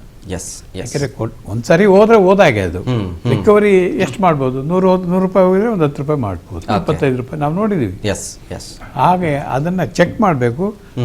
Proper checking system failure ಆಗಿದೆ ಔಟ್ ಇಲ್ಲ ಅಂದ್ರೆ ಇದನ್ನ ಯಾವತ್ತೋ ಚೂಟ್ ಹಾಕ್ಬೋದಾಗಿತ್ತು. ಮೂರ್ತಿ ಸರ್, ಈಗ ಅದೇ ಈಗ IT ಮತ್ತು ED ಅಂತ ಹೇಳಿ ಒಳ್ಳೆ ದೊಡ್ಡ ದೊಡ್ಡ ಸಂಸ್ಥೆಗಳಿದ್ದಾವೆ, ಆದ್ರೆ ಸರಿಯಾದ ಮಾನಿಟರಿಂಗ್ ಆಗ್ತಿಲ್ಲ ಅಂತ ಹೇಳಿ. ಸರ್ ನೋಡಿ ಸರ್, ನಮ್ಮ ದೇಶ ಆರ್ಥಿಕತೆಯಲ್ಲಿ ಸಖತ್ತು ಪ್ರಬಲವಾದ ದೇಶ. ಯಾಕೆಂದ್ರೆ ನೋಡಿ, ಇಂಥ ಫ್ರಾಡ್ಗಳ ಕೈಗೆ ನಾವು 4,600 ಕೋಟಿ 46,000 ಇಷ್ಟ ನಾನು ಸೊನ್ನೆಗಳು ಹೇಳಕ್ ಬರಲಿಲ್ಲ, ಅಷ್ಟು 0 ಕೋಟಿ ಹಣ ಟರ್ನ್ ಓವರ್ ಮಾಡಿದ್ದಾರೆ. ಅಷ್ಟು 0 ಕೋಟಿ ನಮ್ಮ ದೇಶದ ಜನ ಟರ್ನ್ ಓವರ್ ಮಾಡಿದ್ದಾರೆ ಅಂದ್ರೆ ಒಬ್ಬ ಫ್ರಾಡ್ ಕಂಪ್ನಿ ಜೊತೆ. ಅಲ್ಲಿಗೆ ಅರ್ಥ ಮಾಡಿ ಸರ್, ನಮ್ಮ ಇಂಡಿಯನ್ ಎಕಾನಮಿ ಎಷ್ಟು ಸ್ಟ್ರಾಂಗ್ ಇದೆ ಅಂತ. ಅಮೆರಿಕ ಅಂತ ಚೈನಾ ಅಂತ ದೊಡ್ಡ ದೇಶಕ್ಕೂ ನಾವು ಸರಿಯಾಗಿ ನಮ್ಮ ಆರ್ಥಿಕತೆನ ಬಳಸ್ಕೊಂಡ್ರೆ ಅವ್ರಿಗಿನ್ನ ಹೆಚ್ಚು ರೀತಿಯಲ್ಲಿ ನಾವು ತಂತ್ರಜ್ಞಾನದಲ್ಲಿ ಬೆಳಿಬೋದು. ನೋಡಿ ನಮ್ಮಲ್ಲಿ ಏನಾಗಿದೆ ಸರ್ ಅಂದ್ರೆ, ಈಗ ಈ ಭಾರತೀಯ ರಿಸರ್ವ್ ಬ್ಯಾಂಕ್ ಅಂತ ಹೇಳ್ತೀವಿ, ಆಮೇಲೆ ಬ್ಯಾಂಕಿಂಗ್ ರೆಗ್ಯುಲೇಷನ್ ಕಾಯ್ದೆ ಅಂತ ಹೇಳ್ತೀವಿ, ಡಿಪಾಸಿಟರ್ಸ್ ಪ್ರೊಟೆಕ್ಟ್ ಮಾಡೋದು ಅಂತ ಹೇಳ್ತೀವಿ. ಯಾವ್ಯಾವುದೋ ಕಂಪ್ನಿಗಳು MLM ಕಂಪ್ನಿಗಳು ಬಂದು ಜನಗಳು ದುಡ್ಡು ಡಿಪಾಸಿಟ್ ಮಾಡಿಸ್ಕೊಂಡು ಹಣ ಐಷಾರಾಮಿಯಾಗಿ ಅವ್ರು ಖರ್ಚು ಮಾಡೋದು ಗೊತ್ತಾ? ಫಸ್ಟ್ ಖರ್ಚು ಮಾಡಿದವರು ಈ ಹಾಲಿವುಡ್, ಬಾಲಿವುಡ್, ಟಾಲಿವುಡ್ ಅಂತ ಅಲ್ಲಿನ ಒಂದು ಮಂದಿಗೆ ದುಡ್ಡು ಖರ್ಚು ಮಾಡ್ತಾರೆ. ಅವ್ರನ್ನ ಕರ್ಕೊಬಂದು ಅವ್ರನ್ನ ಸರಿಯಾದ ರೀತಿಯಲ್ಲಿ ಬಳಸ್ಕೊಳಲ್ಲ, ಅವ್ರನ್ನ ದುರುಪಯೋಗ ಪಡಿಸ್ಕೊಂಡು ಅವ್ರ ಜನಗಳಿಗೆ ಆಮಿಷ ಕೊಡ್ತಾರೆ. ಹಿಂದೆ ಅಗ್ರಿಗೋಲ್ಡ್ ಕಂಪ್ನಿ ಅಂತ ಒಂದಾಗಿತ್ತು, ಅದಕ್ಕೆ ದೊಡ್ಡ ದೊಡ್ಡ ತಾರೆಯರೆಲ್ಲ ಈ ತರ ಅಡ್ವರ್ಟೈಸ್ಮೆಂಟ್ ಎಲ್ಲ ಕೊಡಕ್ ಬರ್ತಿದ್ರು. ಸರ್ ನಮ್ಮಲ್ಲಿ ನಮ್ಮ ಭಾರತ ದೇಶದ ಆರ್ಥಿಕ ವ್ಯವಸ್ಥೆನ ನಮ್ಮ ನಾಗರಾಜ್ ಸರ್ ಹೇಳ್ತಂಗೆ ಕೆಡಿಸ್ಲಿಕ್ಕೆ ಇಂಥ ಕ್ರಿಮಿನಲ್ಸ್ಗಳು ನಮ್ಮ ದೇಶದಲ್ಲಿ ಇದ್ದಾರೆ. ನಮ್ಮ ಜನ ಏನ್ ಕೇಳ್ತಾ ಗೊತ್ತಾ ಸರ್, ಅವರು ದುಡ್ಡು ಇನ್ವೆಸ್ಟ್ ಮಾಡಬೇಕು. ಅವರ ಜನಗಳು ತಪ್ಪು ಅಂತ ನಾನು ಹೇಳೋದಿಲ್ಲಿ, ಅವರು ಹಣ ಇನ್ವೆಸ್ಟ್ ಮಾಡಬೇಕು. ಆ ಇನ್ವೆಸ್ಟ್ ಮಾಡಿದ ಹಣ ಅವರು ಹಣಕ್ಕೆ ಹಣ ಮಾಡಿ ಲಾಭ ತಗೋಬೇಕು. ಅದು ಕಾನೂನುಬದ್ಧವಾಗಿರ್ಬೇಕು. ಆಮೇಲೆ ಸರ್ ನಾನು ಹೇಳ್ತೀನಿ, ಅದಕ್ಕೆ ಸರ್ಕಾರ ಸೆಕ್ಯೂರಿಟಿ ಕೊಡಬೇಕು. ಸರ್ ಈಗ ಎಷ್ಟೋ ಬ್ಯಾಂಕ್ಗಳು ನ್ಯಾಷನಲೈಸ್ ಆಗಿರೋ ಬ್ಯಾಂಕ್ಗಳು, ಪಂಜಾಬ್ ನ್ಯಾಷನಲ್ ಬ್ಯಾಂಕ್ ಆಗ್ಬೋದು, ದೊಡ್ಡ ದೊಡ್ಡ ಬ್ಯಾಂಕ್, ಸಾವಿರಾರು ಕೋಟಿ ಪಬ್ಲಿಕ್ ಮನಿ ಈ ವಿಜಯ್ ಮಲ್ಯ ಅಂತ ಎಕ್ಸಾಂಪಲ್ ಸೆಟ್ ಮಾಡಿ ಹೇಳ್ಬೇಕಾದ್ರೆ ಅಂತವರೆಲ್ಲ ದುಡ್ಡು ತಿಂದು ಯಾರು ವಾಪಸ್ ಕೊಟ್ಟಿಲ್ಲ. ಅದು ಒಂದು ರೀತಿಯಾಗಿ ಆರ್ಥಿಕತೆ ಹಾಳು ಮಾಡ್ತಿದೆ ಸರ್. ನಮ್ಮ ದೇಶದ ಆರ್ಥಿಕ ಪರಿಸ್ಥಿತಿ ಹಾಳು ಮಾಡ್ತಿದ್ರೆ, ಈಗ unorganised banking sectors which are not coming under the Puri of the RBI ಕಾನೂನಲ್ಲಿ ಬರೋದಿಲ್ಲ ಸರ್. ನಮ್ಮಲ್ಲಿ ಈ ಫೆಡರಲ್ ಗೌರ್ಮೆಂಟ್ ಅಂತ ಫೆಡರಲ್ ಸಿಸ್ಟಮ್ ಅಂತ ಇದೆ ಗೊತ್ತಾ ಸರ್. ಆದ್ರೆ ಹಣನ ಪ್ರೊಟೆಕ್ಟ್ ಮಾಡಕ್ಕೆ ಇವ್ರ ಮೇಲೆ ಅವ್ರ ಮೇಲೆ ಇವ್ರು ಆಗ್ತಾರೆ ಸರ್, ಪ್ರೊಟೆಕ್ಟ್ ಮಾಡ್ಲಿಕ್ಕೆ. ಈ ದುಡ್ಡು ಕೇಳಕ್ಕೆ ಎಲ್ಲ ರೆಡಿ ಇರ್ತಾರೆ. 1,000 ಕೋಟಿ ಕೊಡಿ ಜನಗಳು ಸಾಲ ಮನ್ನಾ ಮಾಡ್ಬೇಕು, ಅದ್ಯಾವುದೋ ಸ್ಕೀಮ್ ಅನ್ನ ಭಾಗ್ಯ ಕೊಡ್ಬೇಕು, ಅದು ಮಾಡ್ಬೇಕು, ಇದು ಮಾಡ್ಬೇಕು, ಅದಕ್ಕೆಲ್ಲ ಸ್ಕೀಮ್ ಮಾಡ್ಕೊಂಡು ಎಲ್ಲ ನೇರವಾಗಿ 10 kg ಅಕ್ಕಿ ತಲುಪ್ತಾ ಅಂತ ಹೇಳಿ ಮೆಸೇಜ್ ಬರೋ ತರ ಮಾಡ್ತಾರೆ. ಆದ್ರೆ ಈಗ ಯಾವ್ದಾದ್ರು ಈ ಒಂದು 5,000 ಕೋಟಿ ಎಕ್ಸಾಂಪಲ್, 5,000 ಕೋಟಿ ಒಂದು ಎಕನಾಮಿಕ್ ಜನರೇಟ್ ಆಗುತ್ತೆ ಬೆಳಗಾವಿ ಡಿಸ್ಟಿಕ್ ನಲ್ಲಿ. ಸರ್ ಜಿಲ್ಲಾಧಿಕಾರಿಗಳಿಗೆ ಏನ್ ಮಾಹಿತಿ ಇರಲ್ಲ ಸರ್. ಸರ್ ಜಿಲ್ಲಾಧಿಕಾರಿ ವರ್ಷ ಆದ್ಮೇಲೆ ಅವರೇ ಸರ್ ಕೊಟ್ಟಿದ್ದಾರೆ. ಜಿಲ್ಲಾಧಿಕಾರಿಗೆ 5,000 ಕೋಟಿ ವ್ಯವಹಾರ ಒಂದು ಬೆಳಗಾವಿ ಡಿಸ್ಟ್ರಿಕ್ಟ್ ಆಗುತ್ತೆ ಅಂತ ಗೊತ್ತಾದ್ರೆ ಆ ಜಿಲ್ಲಾಧಿಕಾರಿ ಅಲರ್ಟ್ ಆಗಿರ್ಬೇಕಲ್ವ ಸರ್. ಸರ್ ಜಿಲ್ಲಾಧಿಕಾರಿ ಏನು ಸರ್ಕಾರ ಮನೆ ಬಾಗಿಲು ಹೋಗಿ ಕೆಲಸ ಮಾಡಕ್ ಆಗಲ್ಲ. ಜಿಲ್ಲಾಧಿಕಾರಿ ಜಿಲ್ಲಾ ಅಡ್ಮಿನಿಸ್ಟ್ರೇಷನ್ ಅಂತ ನಿನ್ ಮಾಡ್ತಾರೆ. ನೀಗ ಏನ್ ಪವರ್ ಕೊಡ್ತಾರೆ, ಜಿಲ್ಲಾ ನ್ಯಾಯಾಧೀಶರಿಗೆ ಜಾಸ್ತಿ ಪವರ್ ಕೊಡ್ತಾರೆ ಈಗ CRPC ನಲ್ಲಿ. ಯಾರು ಬೇಕಾದ್ರೆ ಯಾವಾಗ ಬೇಕಾದ್ರೆ ಆಸ್ತಿ ಮುಟ್ಕೊಲ್ ಹಾಕೋಬಹುದು, ಯಾರನ್ನ ಬೇಕಾದ್ರೆ ಅರೆಸ್ಟ್ ಮಾಡಬಹುದು, ಯಾರ್ಗ್ ಬೇಕಾದ್ರೆ LOS ಲಿಕ್ಔಟ್ ನೋಟಿಸ್ ಕೊಡೋ ಪವರ್ ಜಡ್ಜ್ಗಳಿಗೂ ಇರಲ್ಲ. ಜಡ್ಜ್ ಕೊಟ್ಟಿದ್ ನೋಟಿಸ್ ಹೋಗಕ್ ಲೇಟ್ ಆಗುತ್ತೆ, ಒಬ್ಬ ಜಿಲ್ಲಾಧಿಕಾರಿ ಕೊಡ್ತಾರೆ. ಈಗಲೂ ಜಿಲ್ಲಾಧಿಕಾರಿ ಅವರೇ ಪಾಸ್ ಮಾಡಿದ್ದು. ಯಾಕೆ ಜಿಲ್ಲಾಧಿಕಾರಿ ಸುಮ್ಮನೆ ಕೂತಿದ್ದಾರೆ ಸರ್? ಅವ್ರು ಶಾಮೀಲಾಗಿಲ್ಲ ಅಂತ ಏನ್ ಗ್ಯಾರಂಟಿ? ಅಲ್ಲ ಅವರೇ ಕೊಟ್ಟಿದ್ದು, ಶಾಮೀಲಾಗಿರೋದ್ರಲ್ಲಿ ಅವರೇ ತನಿಖೆ ಕೊಟ್ಟಿದ್ದು ಈ ಸಲ. ಬಟ್ ಅದೇ 10 ವರ್ಷ ಏನ್ ಮಾಡ್ತಿದ್ರು ಅಲ್ಲಿನ ಜಿಲ್ಲಾಧಿಕಾರಿ? ನನಗೆ ನಾನು ಇದಕ್ಕೆ 2 ತಿಂಗಳು ನಿಲ್ಲಿಸ್ಬಿಡ್ತೀನಿ, ಅವಾಗ ಏನ್ ಮಾಡ್ತಾರೆ ಕೊಕ್ಕೆ ಬಿಡ್ತೀನಿ ಅಂತ ಜಿಲ್ಲಾಧಿಕಾರಿ ಬಿಟ್ಟಿರೋದಾ? ತನಿಖೆ ಮಾಡಿ ಜಿಲ್ಲಾಧಿಕಾರಿನ CBI-ನವರು, ಸಾರಿ CBI ಅಲ್ಲ, ಇದು CBI ಮಾಡೋ ಕೆಲಸ, CID ಮಾಡ್ತಿದೆ ಸರ್. CID ನಲ್ಲಿ ಆರ್ಥಿಕ ಅಪರಾಧಗಳನ್ನ ತನಿಖೆ ಮಾಡೋ ತಂತ್ರಜ್ಞಾನ ನಮ್ಮ ಕರ್ನಾಟಕದಲ್ಲಿ ಇನ್ನೂ ಬಂದಿಲ್ಲ ಸರ್. ನನ್ನ ಒಂದು ನಾಲೆಡ್ಜ್ ಪ್ರಕಾರ ತಾವ್ ಹೇಳ್ತೀರಾ ಮಾತಿರ್ತೀರಾ ED ಅಂತೀರಾ, ಇನ್ನೊಂದು ಯಾವ್ದೋ CBI ಅಂತೀರಾ, COD ಅಂತೀರಾ, COD ಇಲ್ಲ CID ಅಂತೀರಾ. ಆಮೇಲೆ ಯಾವ್ದು ಇಲ್ಲ ಅಂದ್ರೆ ಈ ಗಾಂಜಾ ಕೇಸ್ ಸಿಗಕ್ಕೆ ನಮ್ಗೆ ಇದು ನಮ್ಮ NDPS ಕೊಟ್ಬಿಡ್ತಾರೆ. ಅದಕ್ಕೆ ಅಲ್ಲಿ ಯಾವ್ದು ಇದೆಯಲ್ಲ ನಮ್ಮ CCB. ಏನ್ CCB ಅಂದ್ರೆ NI ಆಯ್ತು. ಸರ್ ಗಾಂಜಾ ಕೇಸ್ ಆಯ್ತು ಸರ್. ಗಾಂಜಾ ಅಂದ್ರೆ ಜನಗಳಿಗೆ ಏನೋ ಒಂದು ಮತ್ತು ಬರ್ಸೋ ಔಷಧಿ ಕೊಡ್ತಾರೆ, ಜನ ಮತ್ತು ಬಂದು ಸಾಯ್ತಾರೆ ಅಂದ್ಕೊಳ್ಳಿ, ಕೆಲವರೆಲ್ಲ ಜೀವನ ಪೂರ್ತಿ ಕಳೀತಾರೆ ಸರ್. ಇದು ಆರ್ಥಿಕ ವ್ಯವಸ್ಥೆನ ಹಾಳು ಮಾಡಕ್ಕೆ ಸರ್. ಇದಕ್ಕೆ ಮೂಲ ಈ ಸಾರಿ ಇಲ್ಲಿ ಮೂಲ ಕಾರಣ ಸರ್ಕಾರದ ಒಂದು ಫೇಲ್ಯೂರ್. ಸರ್ಕಾರ ಒಬ್ಬ ವ್ಯಕ್ತಿ 5,000 ಕೋಟಿ ಹಣ ಟರ್ನ್ ಓವರ್ ಮಾಡ್ತಾವನೆ, 36% ಬಡ್ಡಿ ತಗೊಂತಿದ್ದಾನೆ ಅಂದ್ರೆ ಇದಕ್ಕೆ ಮೂಲ ಆರ್ಥಿಕತೆ ಮೂಲ ಫೇಲ್ಯೂರ್ ಬಂದು ಜಿಲ್ಲಾಧಿಕಾರಿಯಿಂದ ಹಣಕಾಸು ಮಂತ್ರಿ ಖಾತೆ ಮುಖ್ಯಮಂತ್ರಿ ಕಡೆ ಇರ್ತದೆ. ಅವರು ಇಲ್ಲದೆಲ್ಲ ನಮ್ಮ ಸಿದ್ದರಾಮಯ್ಯನವರು ಇಲ್ಲದೆಲ್ಲ ಎಕನಾಮಿ 7-8 ಬಡ್ಜೆಟ್ ಮಾಡಿದೀನಿ ಅಂದ್ರು. ಅಲ್ಲ ಸ್ವಾಮಿ, 7, 8, 10, 15 ಬಡ್ಜೆಟ್ ಮಾಡಿದ್ರು ನೀವು ಕೂಡ ದುಡ್ಡನ್ನ ಸೇಫ್ಟಿ ಇಲ್ವಲ್ಲ. ಆಸೆ ಈಗ ನಮ್ ದುಡ್ಡು, ಈಗ ನಾನು ನೋಡಿ ಯಾವ್ದೋ ನಂದು ಆಸೆ, ನಾನೇ ಒಂದು 10,000 ದುಡ್ಡು ಹಾಕ್ತೀನಿ ಅನ್ಕೊಳ್ಳಿ. ಪೋಸ್ಟ್ ಆಫೀಸ್ ಅಲ್ಲಿ ನೀವು ಸರಿಯಾಗಿ ಬ್ಯಾಂಕ್ ಅಲ್ಲಿ ಬಡ್ಡಿ ಸರಿಯಾಗಿ ಕೊಡಲ್ಲ, ಪೋಸ್ಟ್ ಆಫೀಸ್ ಅಲ್ಲಿ ಬಡ್ಡಿ ಕೊಡಲ್ಲ. ಅದಕ್ಕೆ ಜನ ಕಷ್ಟ ಬಿ ಸಂಪಾದನೆ ಮಾಡೋ ಹಣನ ಇಂಥ ಅಯೋಗ್ಯ ನನ್ನ ಮಕ್ಕಳು ಕೈತ್ ಕೊಡ್ತಾರೆ. ಯಾರು ಜವಾಬ್ದಾರಿ ಇದು? ಹೌದು ಸರ್ಕಾರ. ನೀವು ಓಟ್ ಹಾಕ್ತಿವಿ, ನಾವು ಓಟ್ ಹಾಕಿ ನಮ್ಮ ದುಡ್ಡು ಬ್ಯಾಂಕ್ ಅಂತ ನಮ್ ದುಡ್ಡು ತಂದು ಡಿಪಾಸಿಟ್ ಮಾಡ್ತೀವಿ. ನೀವು ನಮ್ ಸರಿಯಾಗಿ ದುಡ್ಡು ಕೊಡೋದಿಲ್ಲ. ನೀವು 108 ಕಾಲ್ ಮಾಡ್ಬೇಕು, ಕಸ್ಟಮರ್ ಕೇರ್ ಕಾಲ್ ಮಾಡಿ ನಮ್ ದುಡ್ಡು ಖಾತೆಯಿಂದ ಹೊಡಿತಾರೆ. ನಮ್ಮ ದುಡ್ಡನ್ನ ಅಕೌಂಟ್ ಇಂದ ದುಡ್ಡನ್ನ ನಮ್ ಕಷ್ಟ ಬಿಟ್ಟು ದುಡ್ಡು ಬ್ಯಾಂಕ್ ಅಲ್ಲಿ ದುಡ್ಡು ಇಟ್ಟಿರ್ತೀನಿ ಅನ್ಕೊಳ್ಳಿ. ನಾಗರಾಜ್ ಸರ್ಕೆ ಅಂತ ಎಷ್ಟು ಎಕ್ಸಾಂಪಲ್ ಅವೆ. ನಮ್ಗೆ ಗೊತ್ತಿಲ್ಲದೆ ಶಿಕೆ ಅಂತ ಒಬ್ಬ ಇದಾನಂತಲ್ಲ, ಅವನು ಸರ್ಕಾರದ ಹಣನ ಕದ್ದಿದ್ದಾನೆ. ಅವಾಗ ಬ್ಯಾಂಕ್ ಇನ್ವೆಸ್ಟ್ ಮಾಡೋರಿಗೆ ಸರ್ ಜನಗಳು ಸರ್ಕಾರದ ನಂಬಿಕೆ ಬರುತ್ತಾ? ಈ ಸರ್ಕಾರ ಇದು ಯೋಗ್ಯತೆಗೆ ಅದು ದುಡ್ಡು ಟ್ರೆಜರಿ ದುಡ್ಡು ಕಾಪಾಡೋ ಯೋಗ್ಯತೆ ಇಲ್ಲ, ಸರಿಯಾಗಿ ಬಡ್ಡಿ ಕೊಡಲ್ಲ. ಪೆನ್ಷನ್ ಕೊಟ್ಟಿಲ್ಲ ಕೊಡೋದಿಲ್ಲ ಅವರು. ನಮ್ ದುಡ್ಡನ್ನ ತಗೊಂಡೋಗಿ ಇಂತ ಸರ್ ಅವ್ರ ಅಯೋಗ್ಯ ಅಂತ ಗೊತ್ತಿಲ್ಲ ಹೋಗ್ತಾರೆ ಸರ್. ಯಾಕೆಂದ್ರೆ ಕೊಡ್ತಾನೆ ಅನ್ನೋ ಒಂದು ಆಸೆ ಸರ್. ಸರ್ ಈಗ ನೀವು ಸರ್ಕಾರದವರು ಈ ಕೋಆಪರೇಟಿವ್ ಬ್ಯಾಂಕು, ಈ ಸೌಹಾರ್ದ ಕೋಆಪರೇಟಿವ್ ಬ್ಯಾಂಕು, ಈ ಬ್ಯಾಂಕಿಂಗ್ ಸೆಕ್ಟರ್ನ ಸರಿಯಾಗಿ ಕಾನೂನು ರೀತಿಯಲ್ಲಿ ಅದನ್ನ ರೆಗ್ಯುಲೇಟ್ ಮಾಡಿ ಜನಗಳು ಸರ್ವಿಸ್ ಕೊಟ್ರೆ, ಪೋಸ್ಟ್ ಆಫೀಸ್ ಸರ್ವಿಸ್ ಕೊಟ್ರೆ ಸರ್ ಜನ ಯಾಕೆ ಇಂತ ಮನಾಡಿತ ಹೋಗ್ತಾರೆ ಸರ್. ಎಲ್ಲಿ ನಮಗೆ ಸರಿಯಾಗಿ ಸರ್ವಿಸ್ ಸಿಗಲ್ವೋ ಅವಾಗ ಜನ ನಮಗ್ ಸರ್ಕಾರಕ್ಕೆ ಗೊತ್ತಿಲ್ದೇನೆ ಅವರು ಇನ್ನೊಂದ್ ಕಡೆ ಹೋಗ್ತಾರೆ. ಅವ್ರು ಏನೋ ಅವಾಗ ಅದೇ ಒಂದು ಅಡ್ವಾಂಟೇಜ್ ಆಗಿ ತಗೊಂತಾರೆ. ಇಂತ ಯಾರು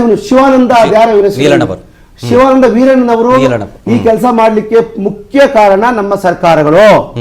ನಮ್ಮ ಸರ್ಕಾರ ಏನು ಹಣ ನಾವು GDP ಗ್ರೋತ್ ಸರ್ ನನಗೆ ಗೊತ್ತಿಲ್ಲ GDP ಗ್ರೋತ್ ಹೆಂಗಾಗುತ್ತೆ ಅಂತ. ಜನಸಾಮಾನ್ಯರಿಗೆ ಬೇಕಾಗಿಲ್ಲ ಸರ್, ಬೇಕಾಗಿಲ್ಲ. ಜನಗಳಿಗೆ ಸಂಬಳ ಬರುತ್ತೆ, ಅವರು ಹಣ ಸಂಪಾದನೆ ಮಾಡಿರ್ತಾರೆ, ಆ ಹಣದಿಂದ ಅವರು ಹಣ ಮಾಡ್ಬೇಕು ಸರ್. ಹಣದಿಂದ ಹಣ ಮಾಡ್ಬೇಕು ಅವರು. ಅವಾಗ ಏನಾಗುತ್ತೆ, ಅವ್ರು ಥಿಂಕ್ ಮಾಡ್ತಾರೆ ಫಸ್ಟ್ ನಾನು ಪೋಸ್ಟ್ ಆಫೀಸಲ್ಲಿ ಕೊಡ್ಲಾ, ಪೋಸ್ಟ್ ಆಫೀಸರ್ ಏನು ಅವ್ನ ಟಸ್ಸೆ ಓದ್ತಕ್ಕೆ ಅವನ ಹತ್ರ ಹೋಗಿ ಮಾತಾಡ್ಕೊಂಬರಕ್ಕೆ ಜನಗಳು ಸಂಪಾದನೆ ಮಾಡಿ ಟೈಮ್ ವೇಸ್ಟ್ ಮಾಡ್ತಾರ? ಇಲ್ಲ ಪೋಸ್ಟ್ ಆಫೀಸ್ಗೆ ಹೋಗ್ತಾರ. ಅದೇ ಬ್ಯಾಂಕಿಗೆ ಬರೋಣ, ಯಾವುದೇ ಬ್ಯಾಂಕ್ ದುಡ್ಡಿಟ್ಟು ನೋಡಿ Raghavendra sir, Nagaraj sir, Raghavendra cooperative bank public ಎಲ್ಲಿ ಸರ್ ಹೋಯ್ತದೋ ದುಡ್ಡು? ಈಗ ಕೋಆಪರೇಟಿವ್ ಬ್ಯಾಂಕ್ ದುಡ್ಡು ಸೇಫ್ಟಿ ಇಲ್ಲ. ಜನ ಒದ್ದಾಡಬೇಕು. ಆಮೇಲೆ ಸೌಹಾರ್ದ ಬ್ಯಾಂಕ್ ಅಲ್ಲಿ ಹೋದ್ರೆ ಸರ್ ನಾವ್ ಯಾರೋ ಅವ್ರ ಮನೆಗೆ ಒಂದು 50 ಕೋಟಿ ದುಡ್ಡು ಕಲೆಕ್ಟ್ ಆಗಿ ಎಕ್ಸಾಂಪಲ್ ಕೊಡ್ತೀನಿ. ಯಾಕೆ ತಾನೀಗ ಮಾಧ್ಯಮದ ಮುಖಾಂತರ ನಾನು ಹೇಳ್ತೀನಿ, ಎಚ್ಚರಿಕೆ ಪಡಿಸ್ತಾ ಇದ್ದೀನಿ ಅಂದ್ರೆ, ನಮ್ಮಲ್ಲಿ ನಮ್ಗೆ ಹಣ ನಮ್ ಸಂಸ್ಥೆಗಳು ಸರಿಯಾಗಿ ಇಟ್ಕೊಂಡ್ರೆ, ಸರಿಯಾಗಿ ಕೊಟ್ರೆ ನಾವು ಇಂಥ ಅಲ್ಕಾದಲ್ ಮಕ್ಳ ಐತೆ ಹೋಗಲ್ಲ. ನನ್ನ ಭಾಷೆ ತಪ್ಪ ಹೊರಟಿರ್ಬೋದು ಸರ್, ನಾನು ನೇರವಾಗಿ ಹೇಳ್ತಿದ್ದೀನಿ ನೋಡಿ ಸರ್. ಈಗ ನಾವು ಕೋಆಪರೇಟಿವ್ ಬ್ಯಾಂಕ್ ಅಲ್ಲಿ ಮನೆ ಮಕ್ಳಿಗೆ ಲೋನ್ ಕೊಟ್ಬಿಡ್ತಾರೆ, ಯಾರು ಲೋನ್ ಕಟ್ಟಲ್ಲ. ಆ ಮನೆ ಮಕ್ಳು ಲೋನ್ ದುಡ್ಡು ಬರ್ತದೆ ನಿಮ್ಗೆ, ಯಾರೋ ಪಬ್ಲಿಕ್ ಇನ್ವೆಸ್ಟ್ ಮಾಡಿರ್ತಾರೆ. ಅವಾಗ ಅವರು ಆ ಮನೆ ದುಡ್ಡು ಕಟ್ಟಲ್ಲ, ಮನೆ ಜಪ್ತಿ ಆಗ್ಬೇಕು, ಆ ಮನೆ ಜಪ್ತಿ ಬಿಡಲ್ಲ, ಅದಾಗಲ್ಲ. ಅವ್ರು ಡಿಪಾಸಿಟ್ ಎಲ್ಲ ಕೊಟ್ಟರೆ ಹೇಳ್ತಾರೆ, ಡಿಪಾಸಿಟ್ ಅವ್ರಿಗೆ ದುಡ್ಡು ಬರೋದಿಲ್ಲ ಒಂದು. ಆಮೇಲೆ ಸರ್ ಬ್ಯಾಂಕ್ಗಳು ನಮ್ಮನ ಅಂದ್ರೆ, ಬ್ಯಾಂಕ್ ಅಲ್ಲಿ ಒಂದು ಮೊದಲನೇದು ಪಬ್ಲಿಕ್ ಮನಿನ 1000 ಕೋಟಿ ಪೊಲಿಟಿಷಿಯನ್ಸ್ ಮತ್ತೆ ಬಿಗ್ ವಿಗ್ಸ್ ಎಲ್ಲ ದುಡ್ಡು ಹೊಡೆದು ಬಿಡ್ತಾರೆ, ದುಡ್ಡು ಕಟ್ಟೋದಿಲ್ಲ ಸರ್. ಎಕ್ಸಾಂಪಲ್ ತಗೊಳ್ಳಿ ಸರ್. ಎರಡನೇದು ಮೂರನೇದು ಏನಂದ್ರೆ ಸರ್, ಬ್ಯಾಂಕ್ ಅಲ್ಲಿ ಹ್ಯಾಕರ್ಸ್ ಹಾವಳಿ. ಹ್ಯಾಕರ್ಸ್ ಯಾವ ರೀತಿ ಅಂದ್ರೆ, ನಿಮ್ಗೆ ಗೊತ್ತಿಲ್ಲದೇನೆ ನಿಮ್ಗೆ ಅವಾಗ ಪಿಕ್ ಪಾಕೆಟ್ ಅಂತ. ಈಗ ಪಿಕ್ ಪಾಕೆಟ್ ಅಲ್ಲ, ಪಿಕ್ ಬ್ಯಾಂಕ್ ಅಕೌಂಟ್. ಆ ಬ್ಯಾಂಕ್ ಅಕೌಂಟ್ ಪಿಕ್ ಮಾಡ್ತಾರೆ.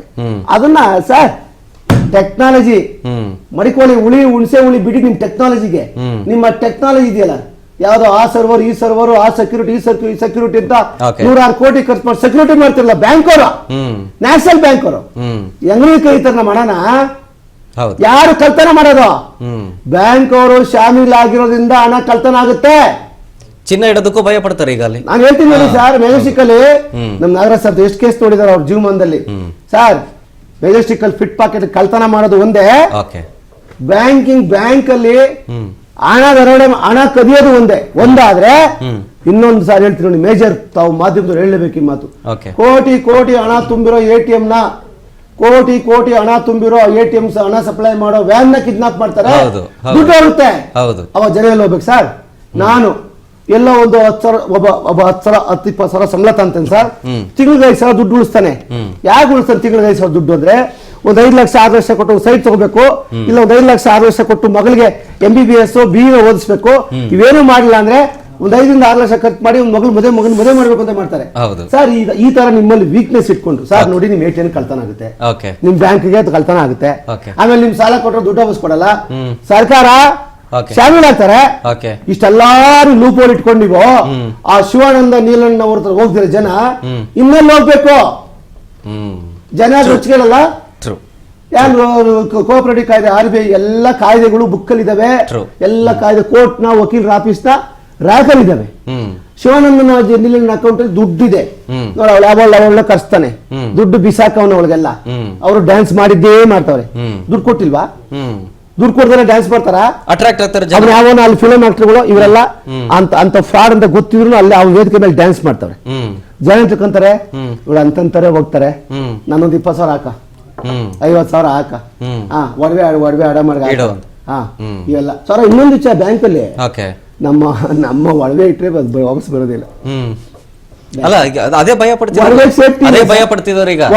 ದುಡ್ಡು ಸೇಫ್ಟಿ ಇಲ್ಲ, ಟ್ರಾನ್ಸಾಕ್ಷನ್ ಸೇಫ್ಟಿ ಇಲ್ಲ.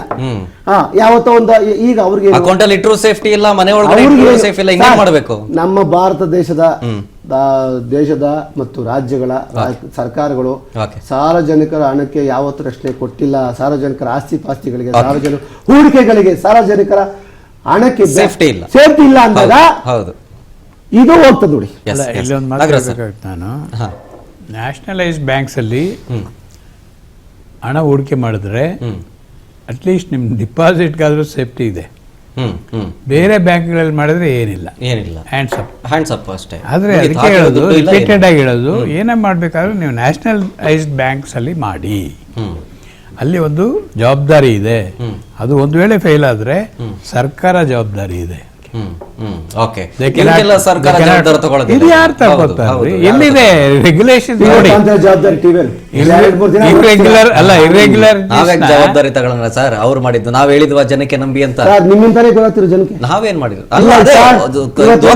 ಅಂತ ಗೊತ್ತಾಗಿದೆ. ಈಗ ಈ ರಿಯಲ್ ಸ್ಟಾಪ್ ಮಾಡಿ ಜನಗಳು ಇನ್ನ 5,000 ಕೋಟಿ ಅಲ್ಲ, ಇನ್ನ ಒಂದು 50 ಕೋಟಿ ಹಾಕ್ತಾರೆ ಅಕೌಂಟ್ಗೆ. ಈ ಲೈವ್ ನೋಡ್ತಿರ್ತಾರೆ, ಏನ್ರಿ ಹಾಕಬೇಡಿ ಅಂತಂದ್ರು ಹಾಕ್ತಾರೆ ಅವರು. ಸಾರ್ ಹಾಕ್ತಾರೆ ಜನ ಮರಳು, ಜಾತ್ರೆ ಮರಳು, ಜನನೇ ಸರಿ ಇಲ್ಲ ಅಂತ ಅಲ್ಲ. ಜನಕ್ಕೆ ಅವೇರ್ನೆಸ್ ಬೇಕು. ಯಾಕೆ ಹೇಳ್ತೀನಿ ಅಂದ್ರೆ, ಎಲ್ಲಾ ಕಾಲದಲ್ಲೂ ಅವ್ರು ಇರಕ್ಕಾಗೋದಿಲ್ಲ. ಇರ್ತಾರೆ, ಮೋಸ ಹೋಗಿರೋ ಸತ್ತೋಗಿರ್ತಾನೆ, ಅಥವಾ ಮಕ್ಳು ಗೊತ್ತಿರ್ತದೆ, ಚಿಕ್ಕವರು ಇರ್ತಾರೆ. ಹೀಗೆ ಆದ್ರೆ ಕೊಡಿ ಬಡ್ಡಿ ಕೊಡಿ ಜನಗಳಿಗೆ. ಜನರೇಷನ್ ಗ್ಯಾಪ್ ಅಲ್ಲಿ ಈಗ ಅದು ಇದು ಸ್ಕೀಮ್ ಮಾಡ್ತಿರಲ್ಲಪ್ಪ, ಹೌದು. ಅಲ್ಲ ಬಡ್ಡಿ ಕೊಡಿ. ಜನರೇಷನ್ ಗ್ಯಾಪ್ ಅಲ್ಲಿ ಏನಾಗುತ್ತೆ, ಹಾ. ಅಲ್ವಾ? ಮರು ಬರ್ತದೆ ಹ್ಮ್ ಅಥವಾ ಏನಾದ್ರು ತಪ್ಪಾಗಿದ್ರು memory. ಕೂಡ ಮರ್ತ ಹೋಗ್ತಾರೆ. Memory is very Very sharp. sharp. ಹೌದು ಹೌದು. ನೋಡಿ ನಮ್ಮ ಕಾಲದಲ್ಲೆಲ್ಲ ಟಿವಿ ಇರ್ಲಿಲ್ಲ, ಆಗ ಬರೀ ಪೇಪರ್ಗಳು, ನ್ಯೂಸ್ ಮೀನ್ ಪ್ರಿಂಟೆಡ್ ಮೀಡಿಯಾ. ಓಕೆ. ಆ ಪ್ರಿಂಟ್ ಮೀಡಿಯಾದಲ್ಲಿ ಬಂದಿದ್ದನ್ನ ಎಷ್ಟು ಪ್ರಚಾರ ಅಲ್ಲಿ ನೀವು ಟೀ ಶಾಪ್ಗೆ ಹೋಗಿ ಅದೇ ಡಿಸ್ಕಷನ್, ಹೋಟೆಲ್ಗೆ ಹೋಗಿ ಅದೇ ಡಿಸ್ಕಷನ್, ಬಸ್ಸಲ್ಲಿ ಹೋಗಿ ಅದೇ ಡಿಸ್ಕಷನ್ ಇರ್ತಿತ್ತು. ಈಗ ಯಾರು ಡಿಸ್ಕಸ್ ಮಾಡಲ್ಲ, ಬಿಕಾಸ್ ಏನು ಆಸ್ ಇಫ್ ಸಮಥಿಂಗ್ ಹ್ಯಾಪನ್ ಅಷ್ಟೇ. ಆಯ್ತು ಅಂತ ರೊಟೀನ್ ಆಗಿ ಆಗ್ದಂಗೆ ಎಲ್ಲರೂ busy ಅನ್ನೋದ್ರಲ್ಲಿ ಇನ್ನೊಂದನ್ನ ಟೈಪು. ಓಕೆ. ಹಾಗೆ ಮಂಡು ಬಿದ್ದುಬಿಟ್ಟಿದ್ದಾರೆ ಜನ, ಅದಕ್ಕೆ ಸೆನ್ಸಿಟಿವಿಟಿ ಹೋಗ್ಬಿಟ್ಟಿದೆ. ನಾನು ಹೇಳೋದು ಏನು ಅಥಾರಿಟೀಸ್, ಅದಕ್ಕೆ ಶುರುವಲ್ಲಿ ಹೇಳಿದೆ, ಅಥಾರಿಟೀಸ್ ಶುಡ್ ಬಿ ಎಲ್ಡ್ ಲೆವೆಲ್. ಒಂದು. ಎರಡನೇದು, ಈಗ ನಾನು ಈ ಕೇಸಲ್ಲಿ ನೋಡಿದ್ರೆ ಯಾರು ಅಲ್ಲಿ ಅಧಿಕಾರಿಗಳಿದ್ದಾರೆ ಅವ್ರ ಹತ್ರನೇ ಈ ಕೇಸ್ ಇವಾಗ ಇನ್ವೆಸ್ಟಿಗೇಷನ್ ಇದೆ. ಮೊದಲು ಅಲ್ಲಿ ಅವರು ಕೆಲಸ ಮಾಡಿದ್ದಾರೆ. ಅರ್ಥ ಆಯ್ತಾ? ಯಾವಾಗ ಇಷ್ಟು ಅಮೌಂಟ್ ಇರೋದ್ರಿಂದ, ನಂಬರ್ ಆಫ್ ಪೀಪಲ್ ಜಾಸ್ತಿ ಇರೋದ್ರಿಂದ, 40,000 ಜನ, ಈ ಕೆಲಸನ ಒಬ್ಬ ತನಿಖಾಧಿಕಾರಿ ಮಾಡಕ್ಕಾಗತ್ತಾ? ಆಗೋದಿಲ್ಲ. A team has to do it. Team ಅಂದ್ರೆ ಯಾವ ತರ ಇರಬೇಕು? ಎಲ್ಲಾ ಸ್ಪೆಷಲಿಸ್ಟ್ ಆ ಟೀಮ್ ಅಲ್ಲಿ ಇರಬೇಕು. ನಮ್ಮಲ್ಲಿ ಇರೋದು ಲಿಮಿಟೆಡ್ ರಿಸೋರ್ಸಸ್. ಯಾವ್ದ್ರಲ್ಲಿ? CID-ಯಲ್ಲಿ. CID-ಯಲ್ಲಿ ಲಿಮಿಟೆಡ್ ರಿಸೋರ್ಸಸ್ ಇಟ್ಕೊಂಡು ನೀವು ಒಂದು ಕಾಪಿ ಅಥವಾ 1.5 ಕಾಪಿ 2 ಕಾಪಿ ಕೊಡ್ಬೋದು. ನೀವು ಲಕ್ಷಾಂತರ ಜನಕ್ಕೆ ಕಾಪಿ ಕೊಡಿಸ್ರಿ ಅಂತ ಹೇಳಿದ್ರೆ ಎಷ್ಟು ರಿಸೋರ್ಸಸ್ ಬೇಕು? ಆದ್ರಿಂದ ಆ ತರ ಒಂದು ರಿಸೋರ್ಸಸ್ ಇರೋದು ಎಲ್ಲಿ? ನಮ್ಮ ದೇಶದಲ್ಲಿ ಸೆಂಟ್ರಲ್ ಏಜೆನ್ಸೀಸ್ ಹತ್ರ. ಸೆಂಟ್ರಲ್ ಏಜೆನ್ಸೀಸ್ ಯಾವ್ದು ಅಪ್ರೋಪ್ರಿಯೇಟ್ ಕೇಸ್, ಈ ಕೇಸ್ಗೆ ಅಪ್ರೋಪ್ರಿಯೇಟ್ CBI ಕೊಡಿ. ಯಾಕೆ ಸರ್ಕಾರ ಹಿಂದೆ ಮುಂದೆ ನೋಡ್ತಾ ಇದೆ? ಕೊಟ್ಟಿಲ್ಲ. CID ಕೊಟ್ಟಿದೆ. ಹಿಂದೂ ಮುಂದೆ ನೋಡ್ತಾ ಇದೆ ಯಾಕೆ? ಯಾರನ್ನ ಏನಾದ್ರು ಸೇಫ್ ಮಾಡಕ್ಕೆ ಏನಾದ್ರು ನೋಡ್ತಿದ್ಯಾ? ಯಾರು ನಿಂತಿದಾರ? ಗೊತ್ತಿಲ್ಲ ನನಗೆ. ಅಲ್ಲ, ಪ್ರಕರಣಗಳ ಡೌಟ್ ಅಂತೂ ಬರುತ್ತೆ. ಅಲ್ಲ, ನ್ಯಾಚುರಲ್ ಆಗಿ when disproportionate amount has been misappropriated ಅಥವಾ cheated ಅಂತ ಹೇಳಿದ್ರೆ appears to be. ಹೌದು ಹೌದು. on the face of it, prima facie ಅಷ್ಟು ಹೇಳ್ಬೇಕಾದ್ರೆ DC ರಿಪೋರ್ಟ್ ಅಲ್ಲಿ 50 ಕೋಟಿ ಅಂತ, it is A huge amount. ಹೌದು ಹೌದು. ಆ ತತ್ಕ್ಷಣ ಅಲ್ಲಿ ಕೊಟ್ರೆ ಇಲ್ಲಿ ಡಿಸ್ಟ್ರಕ್ಷನ್ ಆಫ್ ಎವಿಡೆನ್ಸ್ ಕಡಿಮೆ ಆಗುತ್ತೆ. ಸಾಕ್ಷಿಗಳ ನಾಶ ಕಡಿಮೆ ಆಗುತ್ತವೆ. ಇನ್ವೆಸ್ಟಿಗೇಷನ್ ಪ್ರಾಪರ್ ಆಗಿ ಆಗುತ್ತೆ. ಒಂದು ವೇಳೆ ಚಾರ್ಜ್ ಶೀಟ್ ಬೇಗ ಹಾಕಿದ್ರೆ ಸಜೇನೋ ಆಗುತ್ತೆ. ಈಗ ನೀವು ಇಲ್ಲಿ ಒಂದಷ್ಟು ದಿವಸ ಕಳೆದ್ರಿ, ಅಲ್ಲಿ ಬೆಳಗಾಮಲ್ಲಿ ಒಂದಷ್ಟು ದಿವಸ ಕಳೆದ್ರಿ, ಗೋಲ್ಡನ್ ಅವರ್ಸ್ ನಿಜ. ಆ ಬಿಸಿ ಹೋಯ್ತು. ಆಮೇಲೆ ಅದರಲ್ಲಿ ಎಷ್ಟು ಯಾವ್ದು ಬೇಕು ಯಾವ್ದು ಬೇಡ ಅನ್ನೋ ಡಾಕ್ಯುಮೆಂಟ್ಸ್ ಗಳೆಲ್ಲ ಎಲ್ಲೆಲ್ಲಿ ಸೇರಿಸಬೇಕು ಸೇರಿಸಕ್ಕೆ ಅನುಕೂಲ ಆಯ್ತು. ಯಾರಿಗಾಯ್ತು? ದ ವೆರಿ ಪರ್ಪಿಟ್ರೇಟರ್ ಅಥವಾ ಅಕ್ಯೂಸ್ಡ್. ಅವನಿಗೆ ಸಹಾಯ ಮಾಡ್ಬೇಕಂತ ನೀವು ಇಷ್ಟು ಡಿಲೇ ಮಾಡ್ತಿದ್ದೀರಾ? ಅಥವಾ ನೀವು ನಿಜವಾಗೂ ಇದು ದೇಶದಲ್ಲಿ ಇರ್ತಕ್ಕಂಥ ಪ್ರಜೆಗಳಿಗೆ ಅನ್ಯಾಯ ಆಗ್ಬೋದು ನಾಳೆ. ಇವತ್ತು ಬಡ್ಡಿ 36 ರೂಪಾಯಿ, ನಾನು ಹೇಳಿಲ್ಲ, ನೀವು ಹೇಳಿದ್ರಿ ಲೆಕ್ಕ 36 ರೂಪಾಯಿ, 64 ರೂಪಾಯಿ ಆದ್ರೂ ಭದ್ರ ಮಾಡ್ಬೇಕಲ್ಲ ಇವರು. ಅಟ್ಲೀಸ್ಟ್ ಅವನ ಹಸಿರು 100 ರೂಪಾಯಿ ಅವನಿಗೆ ಸೇರ್ಬೇಕಲ್ಲ ಕೊನೆಗೆ. ಅದೇನೇ ನ್ಯಾಷನಲೈಸ್ ಬ್ಯಾಂಕ್ಸ್ ಕೂಡ ಮಾಡೋದು. ಆದ್ರಿಂದ ಆ ಒಂದು ಪ್ರಿನ್ಸಿಪಲ್ ಅನ್ನ ಇವರು ಕೂಡ ಫಾಲೋ ಮಾಡಬೇಕು. Especially government should be sensitive. Government and authority should be sensitive. By this time they should have handed over the case to CBI. ಮಾಡಿದ್ರೆ ಅವ್ರ ಪ್ರಾಮಾಣಿಕತೆ ಗೊತ್ತಾಗ್ತಿತ್ತು. ಈಗ ನಮ್ಮವ್ರು ಮಾಡಕ್ ಆಗಲ್ವಾ ಅಂತ ಇವರು ಜಂಬ ಕುಚ್ಕೊಳ್ಬಹುದು. ನಾನು ಹೇಳೋದು ಇಷ್ಟೇ, ನಿನ್ ಕೆಪಾಸಿಟಿ ಇರೋದು ಒಂದು ಕಪ್ಪು ಕಾಫಿ ಕುಡಿಯಕ್ಕೆ, ಒಂದು ಡ್ರಮ್ ಕುಡಿ ಅಂದ್ರೆ ಆಗಲ್ಲ. ಬಿಡು, ನಿನ್ ಕೈಲಿ ಆಗಲ್ವಲ್ಲ, ಡ್ರಮ್ ಕುಡಿಯೋರು ಇದ್ದಾರಲ್ಲಿ, ಅವ್ರಿಗೆ ಕಳಿಸ್ಕೊಡಿ. They are got all the facilities. 2 ವರ್ಷದಲ್ಲಿ ಮುಗಿಯೋದು ಅಟ್ಲೀಸ್ಟ್ ಬೇಗನಾದ್ರೂ ಮುಗಿಯುತ್ತೆ. ಅಟ್ಲೀಸ್ಟ್ ಬೇಗ ಮುಗಿಯೋದು.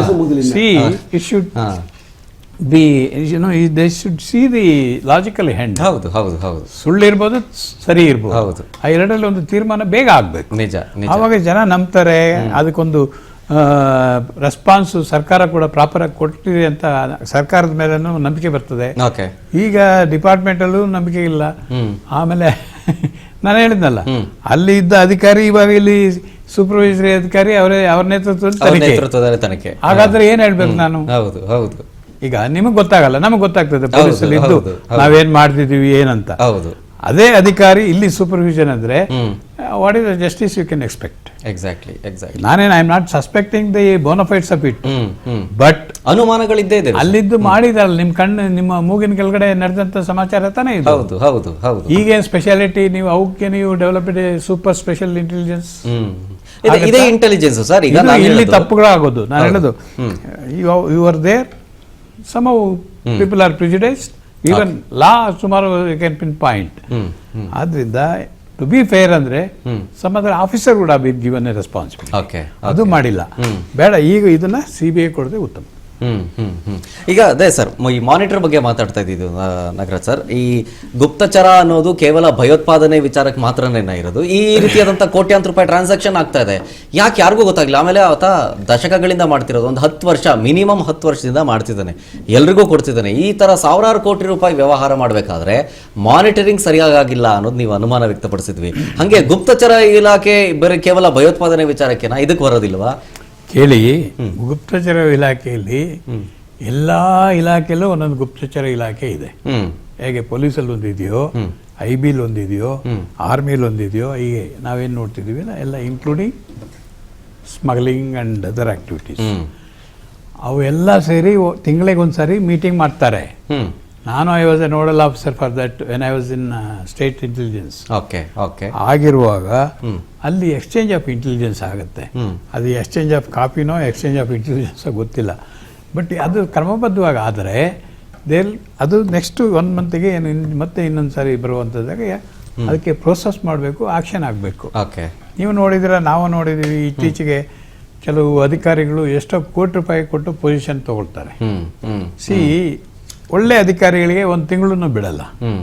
ಅದನ್ನು ನೋಡ್ತಾ ಇದೀವಿ ನಾವು. Very honest and sincere and efficient ಅಧಿಕಾರಿಗೆ ಬಿಡಲ್ಲ. ಇದೇ ನಾವು ಯಾರೋ ಇಂಟೆಲಿಜೆನ್ಸ್ IG ನೋಡಿದ್ವಿ, ಎತ್ತಾಕ್ಬಿಟ್ಟಿದ್ದಾರೆ. ಅವ್ರು is the person who investigated the case against ನಮ್ಮ ಮೂರ್ತಿಗೆ ಗೊತ್ತು. ಯಾರಿಗೆ? Lokayukta was high court judge. ಹೊರಗಡೆ ಹಾಕ್ಸಿದ್ರು.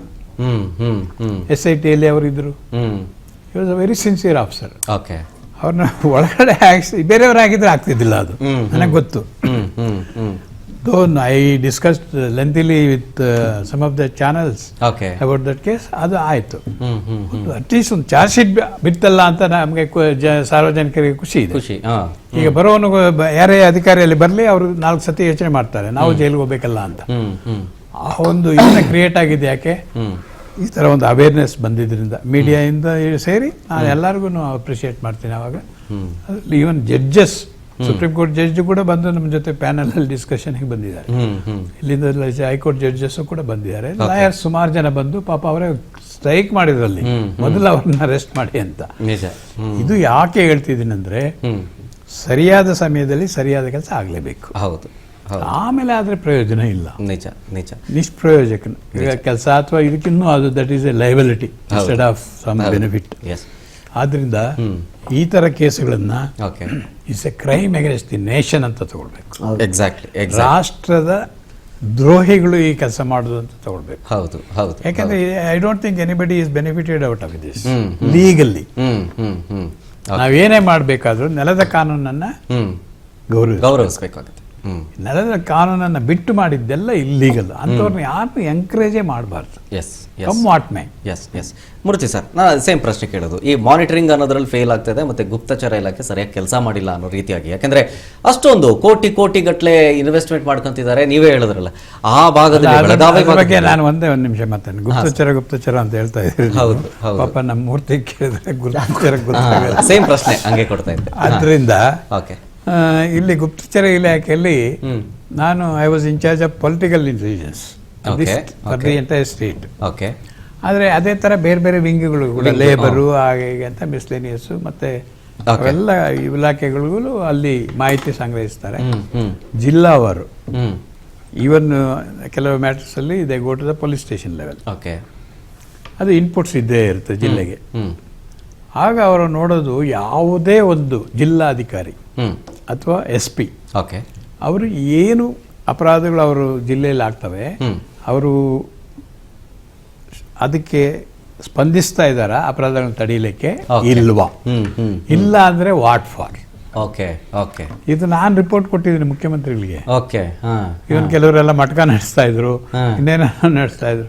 And DC was not distributing the food items properly.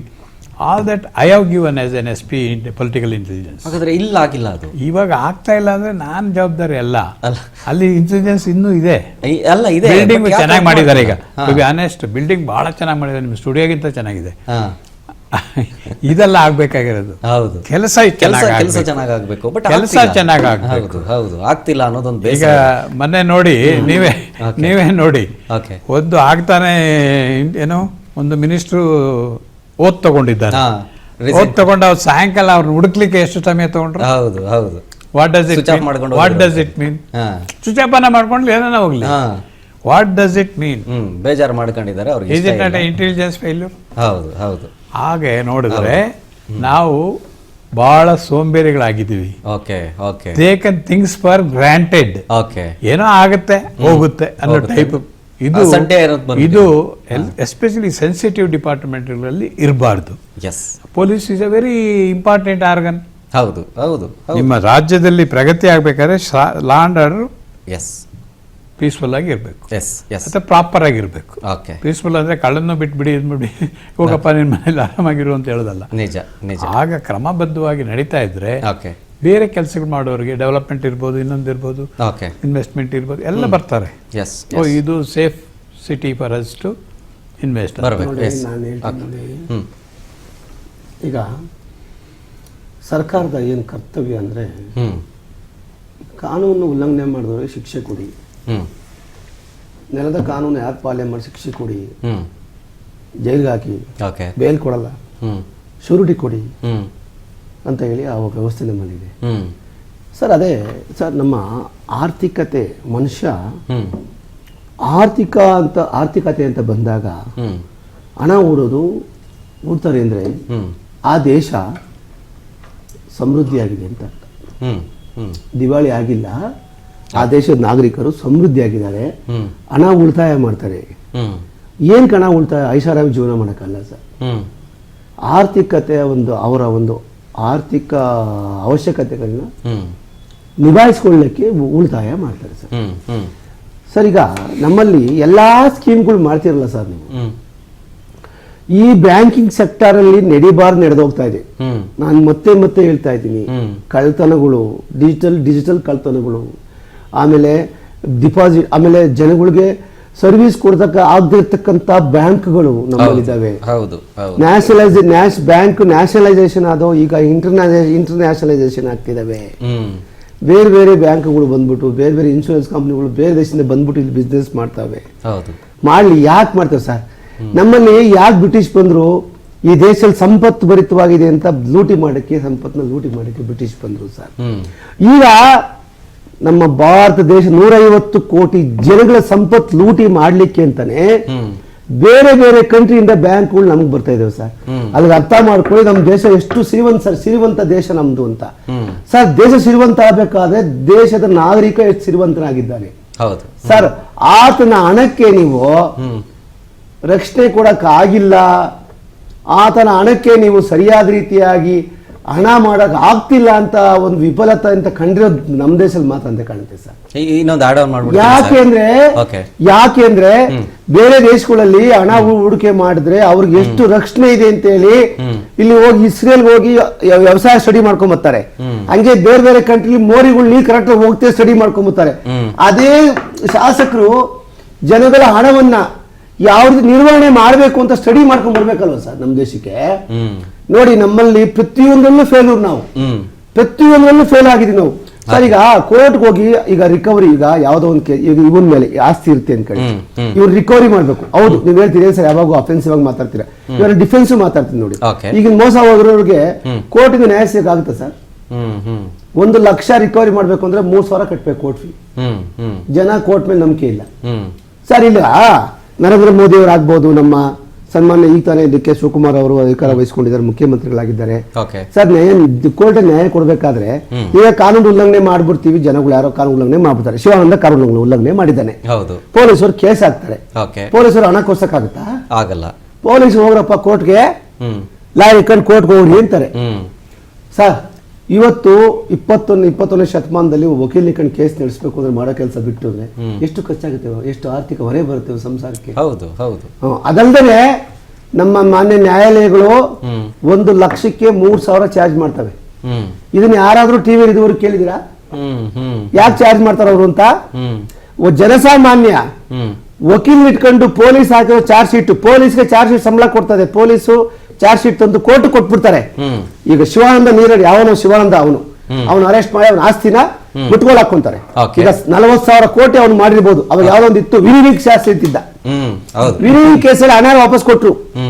ಆದ್ರೆ ಆ ಹಣ ವಾಪಸ್ ತಾಣಕ್ಕೆ ನಮ್ಮ ದೇಶದ ಕಾನೂನು ವ್ಯವಸ್ಥೆಯಲ್ಲಿ ಇವತ್ತು ನೀವು ಮಾಡೋ ಕೆಲಸ ಬಿಟ್ಟು ಕೋರ್ಟ್ ಹೋಗಕ್ಕೆ ನಿಮ್ಮ ಮನೆಗೆ ಏನಂತಾರೆ, ಅಯ್ಯೋ ಮಾಡೋ ಕೆಲಸ ಬಿಟ್ಟು ಕೋರ್ಟ್ ಕಚೇರಿ ಅಡಿಯಕ್ಕಾಗಲ್ಲ. ಕೋರ್ಟ್ ಅಂದ್ರೆ ಕೋರ್ಟ್ ಕಚೇರಿ ಅದಲ್ಲ. ಅದು ಆದ್ರೆ ಕೋರ್ಟ್ ಹೋಗಿ ನಮ್ಮ ಹಣ ತಗೋಬೇಕು ಅಂದ್ರೆ ಹಣ ನಾವು ಡಿಪಾಸಿಟ್ ಮಾಡೋದು ಫಸ್ಟ್. ಕೋರ್ಟ್ನವರು ನಾವು ಹಣ ಕಟ್ತಿದ್ದು ನೀವು ಬ್ರಿಟಿಷ್ ಸಿಸ್ಟಮ್ ಕೊಟ್ರಿ, ಹಣ ಕಟ್ಟಿದ್ರೆ ಮಾತ್ರ ಕೇಸು, ಇಲ್ಲ ಅಂದ್ರೆ ಕೇಸ್ ಅಡ್ಮಿಟೇ ಆಗಲ್ಲ.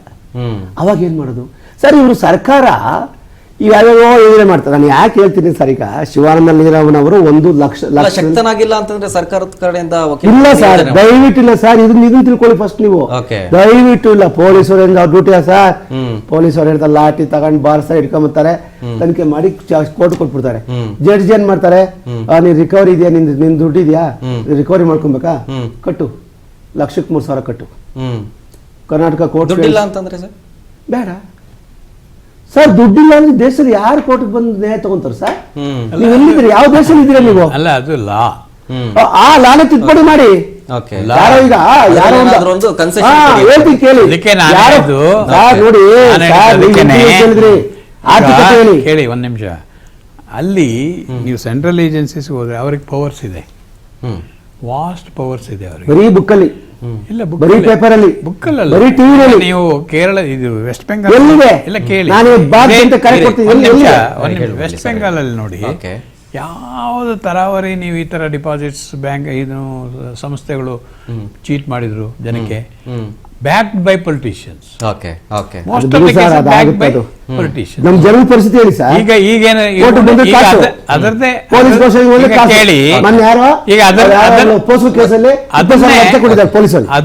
ಅದನ್ನೇ ಅವರು ಅನುಭವಿಸ್ತಾ ಇದ್ದಾರೆ. ಹೋದ್ರೆ ಅವರು ಇವಾಗ people have shown them the way. ಅದನ್ನ ಸಾಧ್ಯ ಆಗಿದ್ದು ಯಾಕೆ ಅಂತ ಹೇಳಿದ್ರೆ ಸೆಂಟ್ರಲ್ ಏಜೆನ್ಸೀಸ್ಗೆ ಇನ್ವೆಸ್ಟಿಗೇಷನ್ ಕೊಟ್ಟಿದ್ರಿಂದ. ಲೋಕಲ್ ಅಲ್ಲೇ ಇದನ್ನ ಯಾಕೆ ಅಷ್ಟೊಂದು ಅಟ್ಟ ಹಿಡ್ಕೊಂಡು ಇನ್ವೆಸ್ಟಿಗೇಷನ್ ಮಾಡ್ತಾ ಇದ್ದಾರೆ? ಇದು this is causes doubt to any common man. ಅರ್ಥ ಆಯ್ತಾ? ರಾಜ್ಯದಲ್ಲೇ ಆಗಿದೆ ಇದೆಲ್ಲ, ಇಷ್ಟು ಸರ್ಕಾರದ ಒಂದು ಅಧಿಕಾರಿಗಳ ಎದುರುಗಡೆನೆ ಆಗಿದೆ, ಅಲ್ಲಿದೆ ಆಕ್ಷನ್ ಆಗಿಲ್ಲ. ಅದು ಏನೋ ಡಿಸಿಗೆ ಯಾರೋ ಪಾಪ ಅವರು ಹೋಗಿದ್ದಕ್ಕೆ ವ್ಯವಸ್ಥೆಯಲ್ಲಿ 2 ರೀತಿ ಫೇಲ್ಯೂರ್ ಇದೆ. ಕಾನೂನು ಕ್ರಮ ಜರುಗಿಸಕ್ ಹೋದ್ರೆ ಅದು ಜರುಗಿಸಕ್ಕೆ ಖರ್ಚಾಗೋ ಹಣ, ಸಮಯ ಜನಗಳಿಗೆ ತಾಳ್ಮೆ ಇಲ್ಲ ಇವತ್ತು.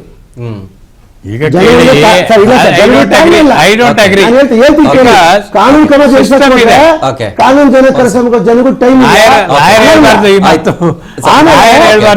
ಸಮಸ್ಯೆ ಇಲ್ಲ. ಇನ್ನೊಂದು ಸಮಸ್ಯೆ ಇದೆ, ನಮ್ಮ ಜನಗಳು ದುಡ್ಡು ಸೇಫ್ಟಿ ಇಲ್ಲ ಬ್ಯಾಂಕ್ ಅಲ್ಲಿ.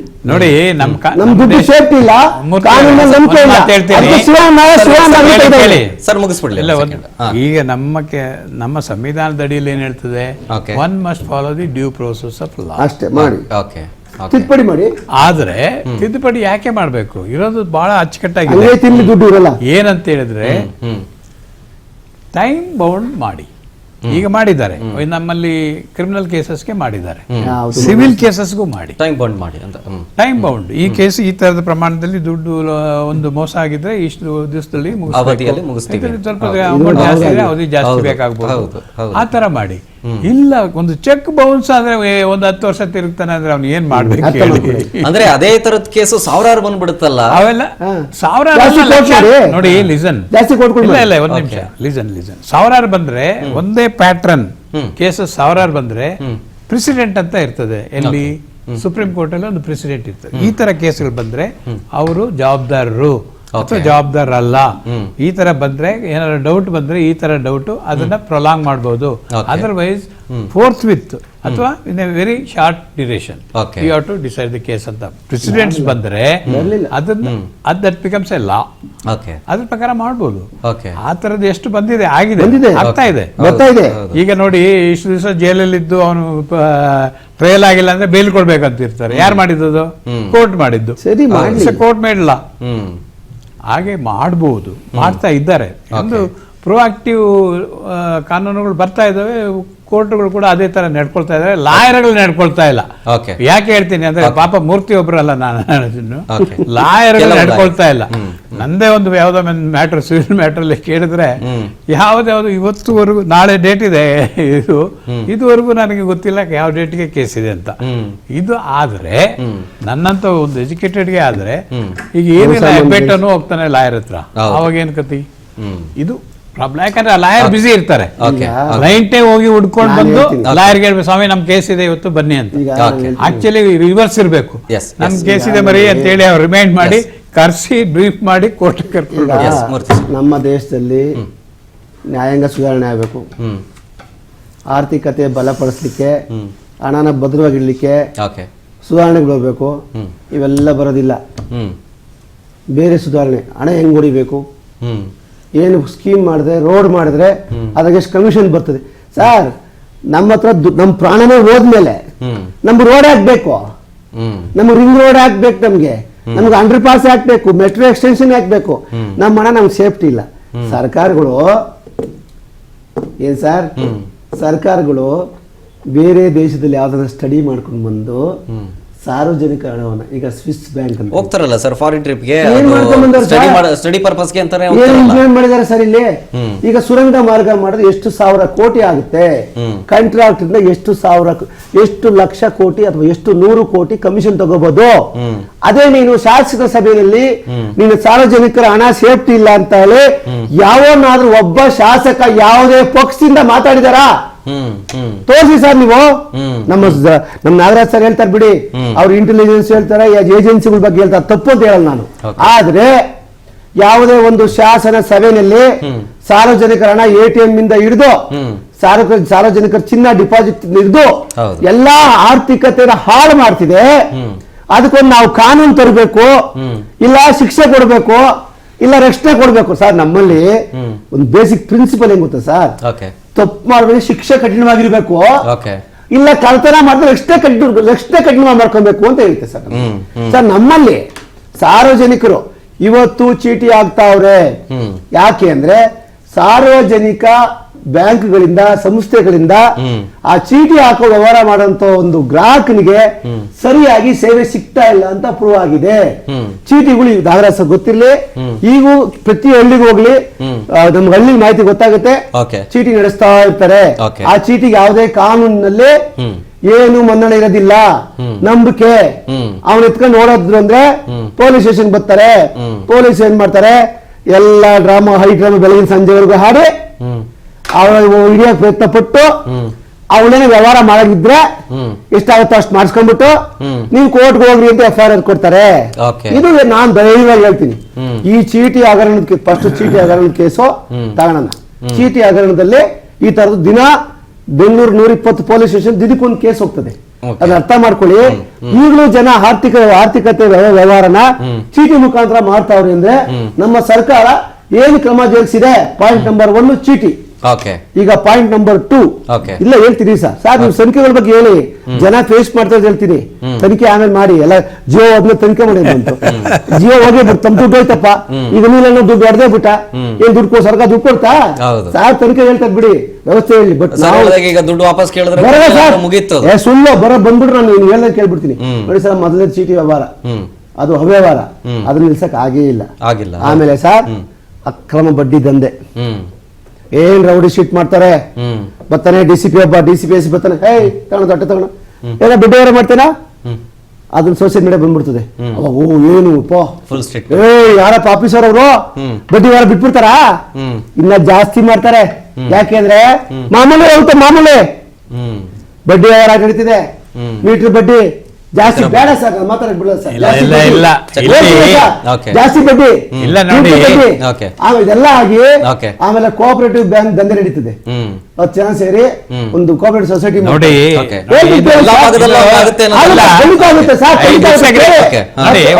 ಸೊಸೈಟಿ ಮಾಡ್ತಾರೆ. ಸೊಸೈಟಿ ಆದ್ಮೇಲೆ ದುಡ್ಡು ಯೂಸ್ ಮಾಡ್ತಾರೆ, ಅದು ನಾಮ, ಅದ್ಯಾರು ಕೇಳಂಗಿಲ್ಲ. ನೋಡಿ, ಮೂರ್ತಿ ಅವರು ಪಾಪ ಏನೋ ಬಹಳ ಇವತ್ತು ನನಗೆ ಗೊತ್ತಿಲ್ಲ ಈ ತರ ಇವತ್ತು ಮಾತಾಡ್ತಾ ಇದ್ದಾರೆ. ಒಂದು ಎರಡನೇದು ವ್ಯವಸ್ಥೆ ಚೆನ್ನಾಗಿದೆ. ಏನು ನಮ್ಮ ಇವತ್ತು ಕಾನೂನು ಬದಲಾವಣೆ ಮಾಡಿದ್ದಾರೆ ಅದು ಕೂಡ ಲೂಪ್ಹೋಲ್ಸ್ ಇಟ್ಕೊಂಡು ಆಟ ಆಡ್ತಿದ್ದಾರೆ ಸರ್. ಇಲ್ಲ ಈಗ ಹೊಸ ಕಾನೂನಲ್ಲಿ ಚೆನ್ನಾಗಿದೆ. ಯಾರು ಅರೆಸ್ಟ್ ಆಗಿಲ್ಲ. ಹೊಸ ಕಾನೂನು ಏನು ಇವತ್ತು ಕ್ರಿಮಿನಲ್ ಪ್ರೊಸೀಜರ್ಸ್ ಏನೋ ಎಲ್ಲ ಇದೆಯಲ್ಲ ಬದಲಾವಣೆ ಚೆನ್ನಾಗಿದೆ. ಎಷ್ಟು ದುಡ್ಡು ಬಂತು ಜನಗಳಿಗೆ? ಈಗ ನಾವು ಎಲ್ಲ ಅಧಿಕಾರಿಗಳಿಗೂ ಒಂದೇ ಬಣ್ಣ ಬಳಿಲಿಕ್ಕೆ ಆಗಲ್ಲ. ಆಮೇಲೆ ಇರ್ಬೋದು ಅಲ್ಲಿ ಇಲ್ಲಿ ಎಕ್ಸೆಪ್ಷನ್ಸ್ ಇರ್ಬೋದು. ಹೌದು, cannot be a rule. That is my request to my friend, good friend. ಅಲ್ಲ, ಜನಗಳು ಏನಿಲ್ಲ, ಜನ ನೋಡ್ತಾ ಇದ್ದಾರೆ. ವ್ಯವಸ್ಥೆ ನಾವು ಬದಲಾಯಿಸೋದಿಲ್ಲ, ವ್ಯವಸ್ಥೆ ಇದೆ. ಅದನ್ನ ಸರಿಯಾಗಿ ಮಾಡ್ಕೊಳ್ಳೋಕೆ ಸರ್ಕಾರಗಳು ನೋಡ್ಕೋಬೇಕು. ನೋಡಿದ್ದಾರೆ ಪಾಪ ಆಂಟಿ ಗುಂಡ ಆಪರೇಷನ್ಸ್ ಆಗ್ಬೇಕು ಅಂತ ಬಹಳ ಪೊಲೀಸ್ ಸ್ಟೇಷನ್ ಲೆವೆಲ್ ಇಂದಾನು ಆಗ್ಬೇಕಂತ DG ಹೇಳಿದ್ದಾರೆ, ಮುಖ್ಯಮಂತ್ರಿಗಳೇ ಹೇಳಿದ್ದಾರೆ. ಇದೆಲ್ಲ ಒಳ್ಳೆ ಬೆಳವಣಿಗೆನೆ, ನಾವೇನಿಲ್ಲ ಅಂತ ಹೇಳಲ್ಲ. ಆದ್ರೆ ಅದು ಬಹಳ ಕಟ್ಟುನಿಟ್ಟಾಗಿ ಎನ್ಫೋರ್ಸ್ ಮಾಡೋದು ಇದೆಯಲ್ಲ, ಅದು ಇಂಪಾರ್ಟೆಂಟ್. ಅದನ್ನ ಯಾರು ಅಧಿಕಾರಿಗಳು ಮಾಡಬೇಕು. ಎನ್ಫೋರ್ಸ್ಮೆಂಟ್ ಇಸ್ ಬಯಾಸ್ಡ್, ಬಯಾಸ್ ಇರಬಾರ್ದು. ಯಾರೇ ಇರಲಿ, ನಮ್ಮವನೇ ಇರಲಿ, ಸ್ವಂತದವನೇ ಇರಲಿ, ಯಾರೇ ಇರಲಿ, you should act in accordance ಅಲ್ಲ. Okay sir, finally last minute ಇದೆ. ಶಿವಾನಂದನ್ ಕೇಸ್ ವಿಚಾರಕ್ಕೆ ಬಂದರೆ, ಅವರು ಒಂದು ಲಾಸ್ಟ್ ಒಂದು ತಿಂಗಳ ಹಿಂದೆ ಒಂದು ಸಮಾವೇಶ ಏನೋ ಒಂದು ಕಾರ್ಯಕ್ರಮ ಇಟ್ಕೊಂಡಾಗ 2028 ಎಲೆಕ್ಷನ್ CM ಆಗೋದೇನ್ರಿ ದೊಡ್ಡ ವಿಚಾರನ, ಹಿಂಗ ಅನ್ನೋಷ್ಟ್ರೊಳಗೆ ಚಿಟಿಕೆ ಹೊಡೆಯೋಷ್ಟ್ರಲ್ಲಿ ಆಗ್ತೀನಿ, 224 ಕ್ಷೇತ್ರದನ್ನ ಗೆಲ್ತೀನಿ ಅಂತ ಹೇಳಿ, ಅದ್ರ ಜೊತೆಗೆ ಇನ್ವೆಸ್ಟ್ಮೆಂಟ್ ಮಾಡಿದ್ರು. ಒಬ್ಬ ಐಸ್ ಕ್ರೀಮ್ ಮಾರ್ತಿದ್ದವನು ಇವತ್ತು 11 ವೋಲ್ವೋ ಕಾರ್ ಇಟ್ಕೊಂಡಿದ್ದಾನೆ, ಒಳ್ಳೊಳ್ಳೆ ಮರ್ಸಿಡೀಸ್ ಬೆಂಜ್ ಕಾರ್ಗಳು ಇಟ್ಕೊಂಡಿದ್ದಾನೆ, ಒಂದು ಬಂಗ್ಲೆ ಇಟ್ಕೊಂಡಿದ್ದಾನೆ. ಜನ ಇದನ್ನ ನೋಡ್ಬಿಟ್ಟು ನಾವು ಮೋಸ ಹೋಗ್ತಿದೀವಿ ಅಂತ 1% ಒಂದು ಕ್ಷಣನೂ ಅನ್ನಿಸ್ಲಿಲ್ವಲ್ಲ? ಅದು ಆಶ್ಚರ್ಯ ಅನಿಸ್ತಾ ಇರೋದು. ಈಗ ನೋಡಿ, ನನ್ನದು ದುಡ್ಡಿದೆ, ನಾನು ಜನಗಳು ಓಟ್ ಕೊಂಡ್ಕೊಂತೀನಿ, MLAಗಳು ಕೊಂಡ್ಕೊಂತೀನಿ, ಅಷ್ಟು ಲೆವೆಲ್ ನನ್ ದುಡ್ಡಿದೆ. ಅಂದ್ರೆ ಅವ್ರಿಗೇನು ಶಿವಾನಂದನ್ ಥಾಟ್ ಏನು, ಈ ದೇಶದಲ್ಲೆಲ್ಲ ವೀಕ್ನೆಸ್ ಜಾಸ್ತಿ ಇದೆ, ಆ ವೀಕ್ನೆಸ್ ನ ಎನ್ಕ್ಯಾಶ್ ಮಾಡಕ್ಕೆ ನಂತ ಹಣ ಇದೆ, ಕಾನೂನು ನಾನೇನು ಮಾಡಕ್ಕಾಗಲ್ಲ ಅಂದ್ರೆ ಯಾರು ಏನು ಮಾಡಕ್ಕಾಗಲ್ಲ. 10 ವರ್ಷ ಸರ್, ಈಗ ಒಬ್ಬ ಕೊಲೆ ಮಾಡಿ ತಪ್ಸ್ಕೊಂಡ್ಬಿಟ್ಟಿರ್ತಾನೆ, ಅದನ್ನ ನೋಡಿ ಇನ್ನೊಂದು ಕೊಲೆ ಮಾಡಿ ನಾನು ತಪ್ಸ್ಕೊಬೋದು ಅಂತ ಹೋಗ್ತಾನೆ. ಅಂತ ದಡ್ಡ ಇವನು, ಅವನು ಕೊಲೆ ಮಾಡಿ ಏನೋ ಒಂದು ತಾಂತ್ರಿಕ ದೋಷ ತಪ್ಸ್ಕೊಂಡಿರ್ತಾನೆ, ಇನ್ನೊಬ್ಬ ಅವಾಗ ಸಿಕ್ಬಿಟ್ಟು ಅವನಿಗೆ ಜೈಲ್ ಶಿಕ್ಷೆ ಆಗುತ್ತೆ. ಆತರ ಇವನಿಗೆ ಜೈಲ್ ಶಿಕ್ಷೆ, ಗಲ್ ಶಿಕ್ಷೆ ಇಲ್ಲ ಆಗಬೇಕು ಸರ್. ಇಲ್ಲ ಅಂತಂದ್ರೆ ಈಗ ಒಂದು ಸೋಷಿಯಲ್ ಮೀಡಿಯಾದಲ್ಲೆಲ್ಲ ಜನ ಈಗಿನ ಟ್ರೆಂಡ್ ಅಲ್ಲಿ ಮಾತಾಡ್ಕೊತಾರೆ, ದುಡ್ಡಿದ್ರೆ ಏನ್ ಬೇಕಾದ್ರೂ ಮಾಡ್ಬೋದು, ಯಾರು ಮುಟ್ಟಕ್ಕಾಗಲ್ಲ ಅಂತ. ಈಗ ಈ ತನ್ನ ಕೇಸಲ್ಲಿ ಏನಾದ್ರು ಹಳ್ಳ ಇತ್ತು ಅಂತಂದ್ರೆ ಅದೇ ನಿಜ ಅದು ಸರಿ ಇಲ್ಲ. ಯಾಕಂದ್ರೆ ನೋಡಿ, ಎಲ್ಲಾರು ಒಂದೇ ತರ ಇಲ್ಲ. ನಾವೇ ನೋಡಿದ್ವಿ, ಇದೇ ರಾಜ್ಯದಲ್ಲಿ ನೋಡಿದ್ದೀವಿ, ಜಯಲಲಿತಾ ಏನ್ ದುಡ್ಡಿಲ್ವಾ? ಏನಾಯ್ತು? ಅವರು ಅಸೋಸಿಯೇಟ್ ಯಾರು ಶಶಿಕಲಾ ಅವರು ದುಡ್ಡು ಇರ್ಲಿಲ್ವಾ? ಏನಾಯ್ತು? ಎಕ್ಸಾಂಪಲ್ಸ್ ಇದಾವಲ್ಲ. ಅದರಿಂದ ಎಲ್ಲರೂ ಆಗಿಲ್ಲ. ನಾನು ಹೇಳೋದಿಷ್ಟೇ, ಒಂದು ಅರ್ಧ exceptions is not A rule. But general ಆಗಿ ನಮ್ಮ ಕರ್ನಾಟಕ ಪೊಲೀಸ್ ಚೆನ್ನಾಗಿದೆ. ಆದರೆ ಸರ್ಕಾರ ಅವರಿಗೆ ಅವ್ರ ಕಡೆಯಿಂದ ಕೆಲಸ ತೆಗಿಬೇಕು. ನಿಜ. ಅವ್ರಿಗೆ ಯಾರು ಯೋಗ್ಯರಿದ್ದಾರೋ ಎಂತ ಯೋಗ್ಯ ಪ್ಲೇಸ್ಗೆ ಹಾಕ್ಬೇಕು.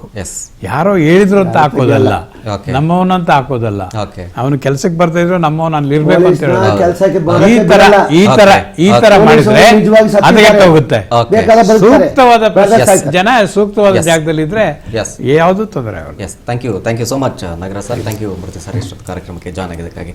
ನೋಡೋಣ, ಈ ಶಿವಾನಂದನ ಒಂದು ಲೀಲೆ ಬರೀ ರಾಜ್ಯದ ಮಾತ್ರ ಸೀಮಿತ ಆಗಿರಲಿಲ್ಲ, ದೇಶದಾದ್ಯಂತ ಈತನ ನೆಟ್ವರ್ಕ್ ಹರಡಿತ್ತು. ಸೆಲೆಬ್ರಿಟೀಸ್ಗಳನ್ನ ಬಳಕೆ ಮಾಡಿಕೊಂಡು ಹೂಡಿಕೆದಾರರನ್ನ ಅಟ್ರಾಕ್ಟ್ ಮಾಡಿಕೊಂಡು ಇಷ್ಟರ ಮಟ್ಟಿಗೆ ಬೆಳೆದು ಬಂದಿದ್ದಾನೆ. ಆತ ಅರೆಸ್ಟ್ ಆದಮೇಲೂ ಕೂಡ ಇನ್ವೆಸ್ಟ್ ಮಾಡ್ತಾರೆ ಅಂತಂದ್ರೆ ಜನನ ಎಷ್ಟು ಮಟ್ಟಿಗೆ ಮರಳು ಮಾಡಿದ್ದ ಈತ ಅನ್ನೋದು ನೋಡೋಣ. ಈತ ಸದ್ಯಕ್ಕೆ CID ಇನ್ವೆಸ್ಟಿಗೇಷನ್ ಮಾಡ್ತಾ ಇದೆ.